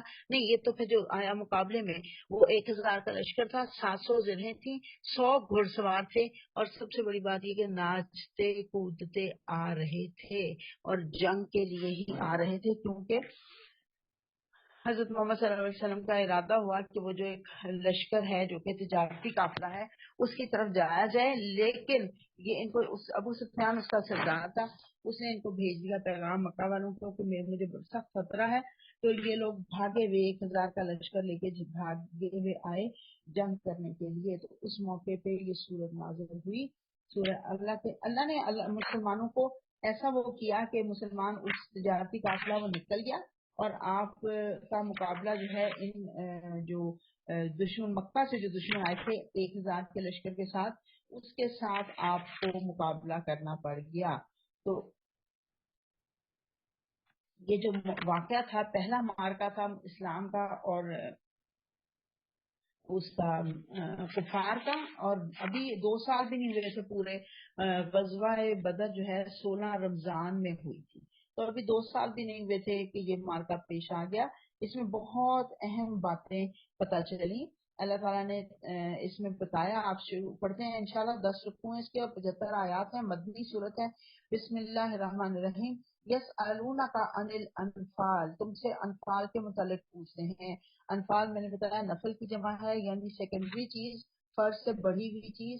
نفل کو بھی کہا جاتا ہے مال غنیمت کو، کیونکہ اصل جو جنگ کا مقصد ہے وہ اللہ کی رضا ہے، لیکن اس کے علاوہ سیکنڈری چیز جو ہے وہ مال غنیمت ہے جو مسلمانوں کو ملتا ہے اس کے موقع پہ.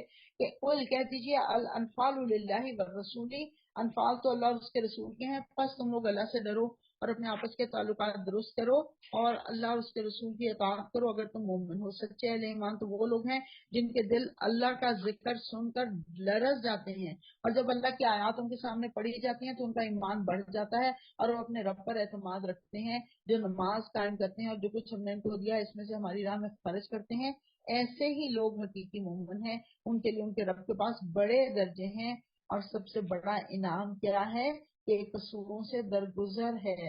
مغفرت، ان کے لیے مغفرت ہے.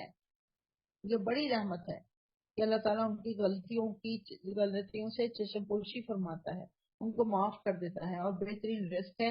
اس مال غنیمت کے معاملے میں بھی ویسی ہی صورت پیش آ رہی ہے جیسے اس وقت پیش آئی تھی جب کہ تیرا رب تجھے حق کے ساتھ تیرے گھر سے نکال آیا تھا، اور مومنوں میں سے ایک گروہ کو یہ سخت ناگوار تھا، وہ اس حق کے معاملے میں تجھ سے جھگڑ رہے تھے، حالانکہ وہ صاف صاف نمایاں ہو چکا تھا. ان کا حال یہ تھا کہ گویا وہ آنکھوں دیکھے موت کی طرف دھکیلے جا رہے ہیں.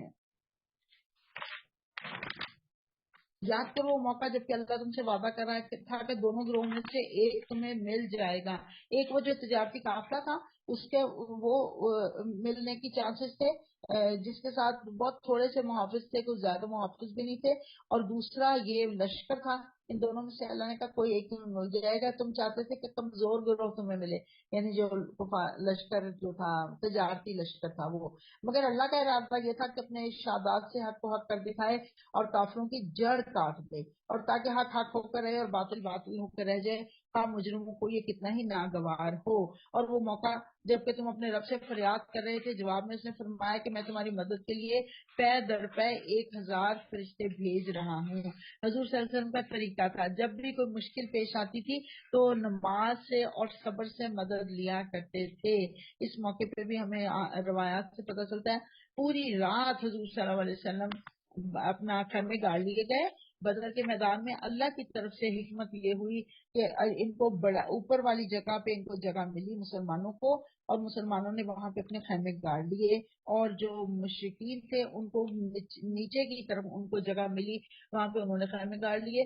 اللہ کا حکم ہوا، اللہ کی طرف سے بارش برسی جس نے اوپر سے زمین کو ریتیلی زمین تھی نا، اور جب پانی برس کے گیا تو وہ بڑی سخت مضبوط ہو گئی، قدم جمنے لگ گیا اس پہ. اور نیچے کی طرف گھاٹی کی طرف کیونکہ مشرکین تھے ان کے پاؤں اکھڑنے لگے کیونکہ وہاں پہ کیچڑ بن گیا. لیکن بعد میں یہاں پہ یہ سنا رہی ہوں کہ اللہ کی طرف سے نبی پاک صلی اللہ علیہ وسلم نے کبھی اس امید پر بے خوف نہیں ہو گئے کہ اللہ میرے ساتھ ہے تو بس مجھے کامیابی ہوگی. پوری رات بدر کی لڑائی سے پہلے حضرت محمد صلی اللہ علیہ وسلم اللہ سے دعائیں مانگتے رہے، اللہ یہ مٹھی بھر مجاہد، مٹھی بھر مسلمان جو دنیا میں موجود ہیں، اگر یہ آج پس گئے تو تیرا نام لیوا نہیں رہے گا. ہاتھ اٹھا اٹھا کر دعا مانگ رہے تھے. حضرت ابوبکر صدیق کہتے ہیں آپ کی بغلوں کی سفیدی میں نظر آ رہی تھی، ہاتھوں کو اتنا اوپر اٹھایا ہوا تھا، اور آپ کے کندھے مبارک سے چادر سلپ کر کے نیچے گر گئی تھی. حضرت ابوبکر پیچھے سے آئے اور انہوں نے چادر مبارک حضرت محمد صلی اللہ علیہ وسلم کے کندھوں پر ڈالی اور پیچھے سے بغل گیر ہو کر کہا یا رسول اللہ بس، یا رسول اللہ بس، یعنی آپ نے مانگنے کا حق ادا کر دیا.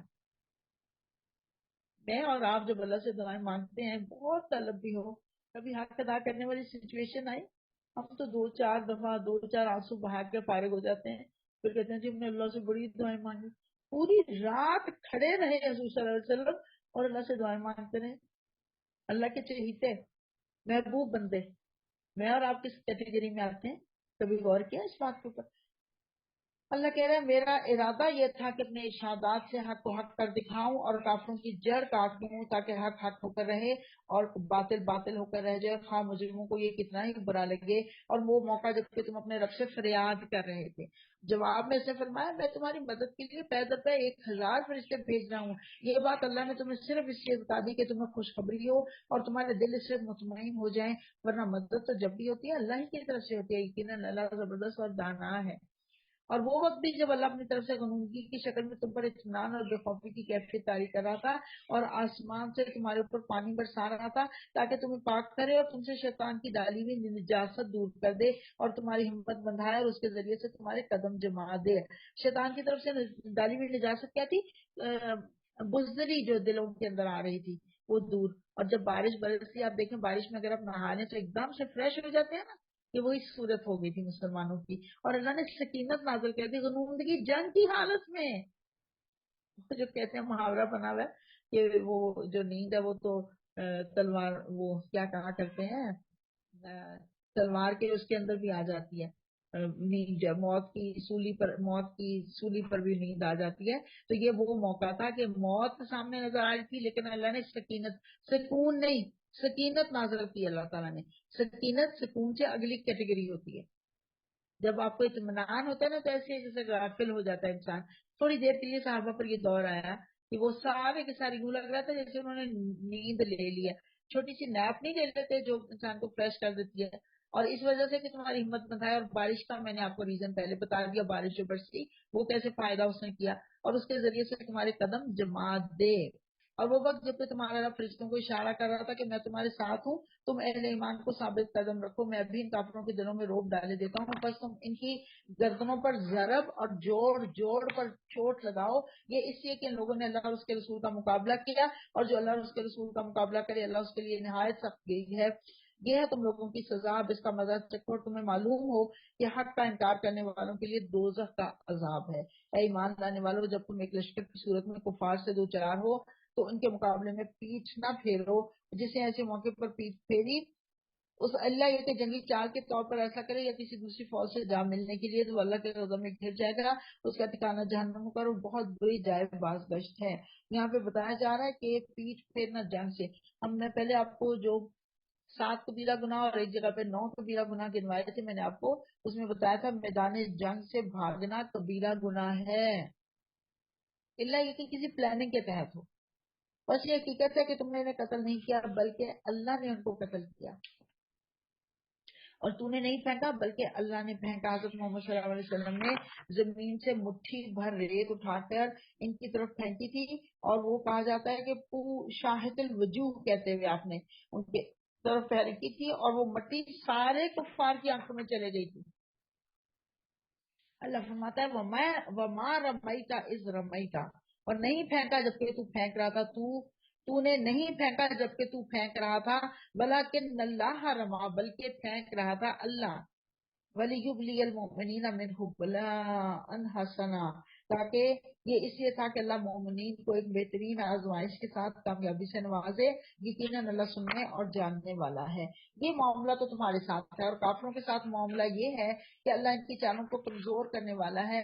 ان کافروں سے کہہ دو اگر تم فیصلہ چاہتے تھے تو لو فیصلہ تمہارے سامنے آ گیا، اب باز آ جاؤ تو تمہارے لیے بہتر ہے، ورنہ پھر پلٹ کر اسی حماقت کو دوبارہ کرو گے تو ہم بھی اسی سزا کو دوبارہ دیں گے تمہیں، اور تمہاری جمعیت، تمہاری جماعت، ہاں وہ کتنی ہی زیادہ ہو تمہارے کچھ کام نہیں آ سکے گی، اللہ مومنوں کے ساتھ ہے۔ اور اے ایمان لانے والو، اللہ اور اس کے رسول کی اطاعت کرو، اور حکم سننے کے بعد اس سے سرتابی نہ کرو، تو ان لوگوں کی طرح نہ ہو جائے جنہوں نے کہا کہ ہم نے سنا حالانکہ وہ نہیں سنتے۔ یقیناً اللہ کے نزدیک بدترین قسم کے جانور وہ بہرے گونگے لوگ ہیں جو عقل سے کام نہیں لیتے۔ بہرے گونگے لوگوں کو بدترین جانور کہا جا رہا ہے، گویا کہ جانور بھی بعض اوقات آواز سن کے چوکنے ہو جاتے ہیں۔ یہ جو لوگ ہیں یہ بہرے گونگے جانوروں کی سے بھی بدتر قسم کی مخلوق ہیں کہ اپنے عقل سے کام نہیں لیتے۔ اگر اللہ کو معلوم ہوتا کہ ان میں کچھ بھی بھلائی ہے تو وہ ضرور انہیں سننے کی توفیق دے دیتا، لیکن بھلائی کے بغیر ان کو سنواتا تو وہ بے رخی کے ساتھ منہ پھیر جاتے۔ یعنی انسان اسی وقت کسی کو سنواتا ہے جب وہ سننا چاہتا ہے۔ آپ سب یہاں بیٹھی کیا کر رہی ہیں؟ اللہ کا کلام سن رہی ہیں۔ آپ وہ چنے ہوئے لوگ ہیں جن کو اللہ نے سننے کے لیے چن لیا۔ اس چیز کے اوپر آج 2 نفر شکرانے کے پڑھ لیجیے۔ الحمدللہ ہم وہ لوگ ہیں جن کو اللہ نے چنا ہے۔ یہودی اپنے آپ کو chosen people of the God کہتے ہیں، بالکل جھوٹ بکواس کرتے ہیں۔ اللہ خود بار بار بتا رہا ہے وہ چنے ہوئے لوگ نہیں ہیں، اللہ کہہ رہا ہے وہ جس کو سننے کی توفیق مل گئی وہ چنے ہوئے لوگوں میں سے ہے۔ تو میں اور آپ سن رہے ہیں نا اس وقت الحمدللہ، تو میں اور آپ چنے ہوئے لوگوں میں سے ہیں۔ ہم نے اپنے آپ کو ثابت کرنا کہ ہم چنے ہوئے لوگ ہیں جو اللہ کے حکموں کو صرف سنتے نہیں بلکہ اس پر عمل بھی کرتے ہیں۔ اللہ تعالیٰ مجھے اور آپ کو توفیق دے۔ اے ایمان لانے والوں، اللہ اور اس کے رسول کی پکار پر لبیک کہو جبکہ رسول تمہیں اس چیز سے رب بلائے جو تمہیں زندگی بخشنے والی ہے، اور جان رکھو کہ اللہ آدمی اور اس کے دل کے درمیان حائل ہے۔ بہت ہی خوبصورت بات، ان اللہ یحول بین المرء وقلبہ، بین المرء، آدمی کے اور اس کے قلب کے درمیان میں اللہ حائل ہے، سبحان اللہ، اور اسی کی طرف تم سمیٹے جاؤ گے۔ اس کا مطلب کیا ہے؟ اللہ تو تمہارے اتنے قریب ہے کہ تمہارے دل سے کوئی خواہش اٹھتی ہے ابھی دماغ تک اس کا حکم نہیں جاتا اور وہ اللہ تک پہنچ جاتی ہے۔ تم اپنے خیالات کو اللہ سے چھپا نہیں سکتے، اللہ سے اوٹ میں نہیں رکھ سکتے، وہ تو تمہارے دل اور تمہارے دماغ کے درمیان حائل ہے، اور اسی کی طرف تم سمیٹے جاؤ گے۔ پھر انہی خیالات کے ساتھ تمہاری جانچ پڑتال ہوگی، حساب کتاب ہوگا، اور بچو اس فتنے سے جس کی شامت مخصوص طور پر صرف انہی لوگوں تک محدود نہیں رہے گی جنہوں نے تم میں سے گناہ کیا ہو، اور جان رکھو کہ اللہ سخت سزا دینے والا ہے۔ یاد کرو وہ وقت جب کہ تم تھوڑے تھے، زمین میں تم کو بے زور سمجھا جاتا تھا، تم ڈرتے رہتے تھے کہ کہیں لوگ تمہیں مٹا نہ دیں، پھر اللہ نے تم کو جائے پناہ مہیا کر دی، اپنی مدد سے تمہارے ہاتھ مضبوط کیے اور تمہیں اچھا رزق پہنچایا، شاید کہ تم شکر گزار بنو۔ اے ایمان لانے والو، جانتے بوجھتے اللہ اور اس کے رسول کے ساتھ خیانت نہ کرو، اپنی امانتوں میں غداری کے مرتکب نہ ہو، اور جان رکھو کہ تمہارے مال اور تمہاری اولاد حقیقت میں سامان آزمائش ہے۔ تمہارے مال اور تمہاری اولاد، اللہ تعالیٰ کہہ رہے ہیں امانتیں وہ ہیں، دیکھو اپنی امانتوں میں غداری کے مرتکب نہ ہو. امانتیں وہ ہیں جو کسی بھی وجہ سے کسی کو ملتی ہیں، کسی عہدے کی وجہ سے ملتی ہیں، یا اب جیسے ہم رشتہ ازدواج میں منسلک ہوتے ہیں تو اولاد کی امانت ملتی ہے ماؤں کو، انہوں نے ان کی اچھی تربیت کرنی ہوتی ہے اور اس کے بارے میں اللہ کے ہاں جواب دہ ہونا ہوتا ہے. ہم کا مال عورت کے پاس امانت ہوتی ہے، اس کے بارے میں اس کو جواب دہی کرنی ہے. ہر امانت جو بھی اللہ تعالیٰ نے یہ جو مجھے بولنے کی امانت دی ہے، اگر میں اس سے اچھے کام نہیں لوں گی، غلط کام لوں گی، تو یہ میری امانت ہے جس میں خیانت کر رہی ہوں. جو بھی آزاد اللہ نے دیا ہے ہمیں وہ سب امانتیں ہیں. جان رکھو کہ تمہارے مال اور تمہاری اولاد حقیقت میں سامان آزمائش ہیں. چلیں گے آگے چل کے پھر حدیثیں سناؤں گی اس کے بارے میں، ایک دو احادیث ملتی ہیں پھر آگے پڑھیں گے. اللہ کے پاس اجر دینے کے لیے بہت کچھ ہے. اے ایمان لانے والوں، اگر تم خدا ترسی اختیار کرو گے تو اللہ تمہارے لیے کسوٹی بہم پہنچا دے گا. کسوٹی کیا ہے؟ اللہ دیکھے گا کہ ایک بندہ جو ہے وہ تقوی کی راہ پر چلتا ہے، اللہ سے ڈرتے ہوئے کام کرتا ہے، یا وہ اپنی مرضی کے کام کرتا ہے. دیکھیے ایک بزرگوں نے کہا ایک تقوی کی راہ ہوتی ہے اور ایک فتویٰ کی راہ ہوتی ہے. ہم مسئلے کے لیے فتوے ڈھونڈتے رہتے ہیں، جیسے بنی اسرائیل گائے کے بارے میں فتوے پوچھ رہے تھے نا، ہم مسائل کے بارے میں فتوے ڈھونڈتے رہتے ہیں.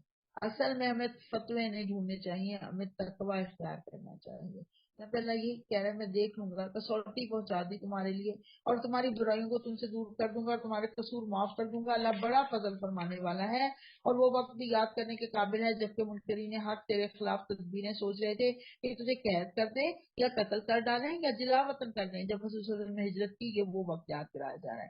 وہ اپنی چالیں چل رہے تھے اور ویم کرونا ویم کر اللہ واللہ خیر الماکرین، اور اللہ اپنی چال میں سب سے بہترین ہے. جب ان کو ہماری آیات سنائی جاتی تھی تو کہتے تھے ہاں ہم نے سن لیا، ہم چاہیں تو ایسی باتیں ہم بھی بنا سکتے ہیں. یہ تو وہی پرانی باتیں ہیں، وہی پرانی کہانیاں ہیں جو پہلے سے لوگ کہتے چلے آ رہے ہیں. وہ بات بھی یاد رکھو جو انہوں نے کہی تھی کہ خدا اگر یہ واقعی حق ہے اور تیری طرف سے ہے تو ہم پر آسمان سے پتھر برسا دے یا کوئی دردناک عذاب ہم پر لے آ. استغفر اللہ العظیم وتوب.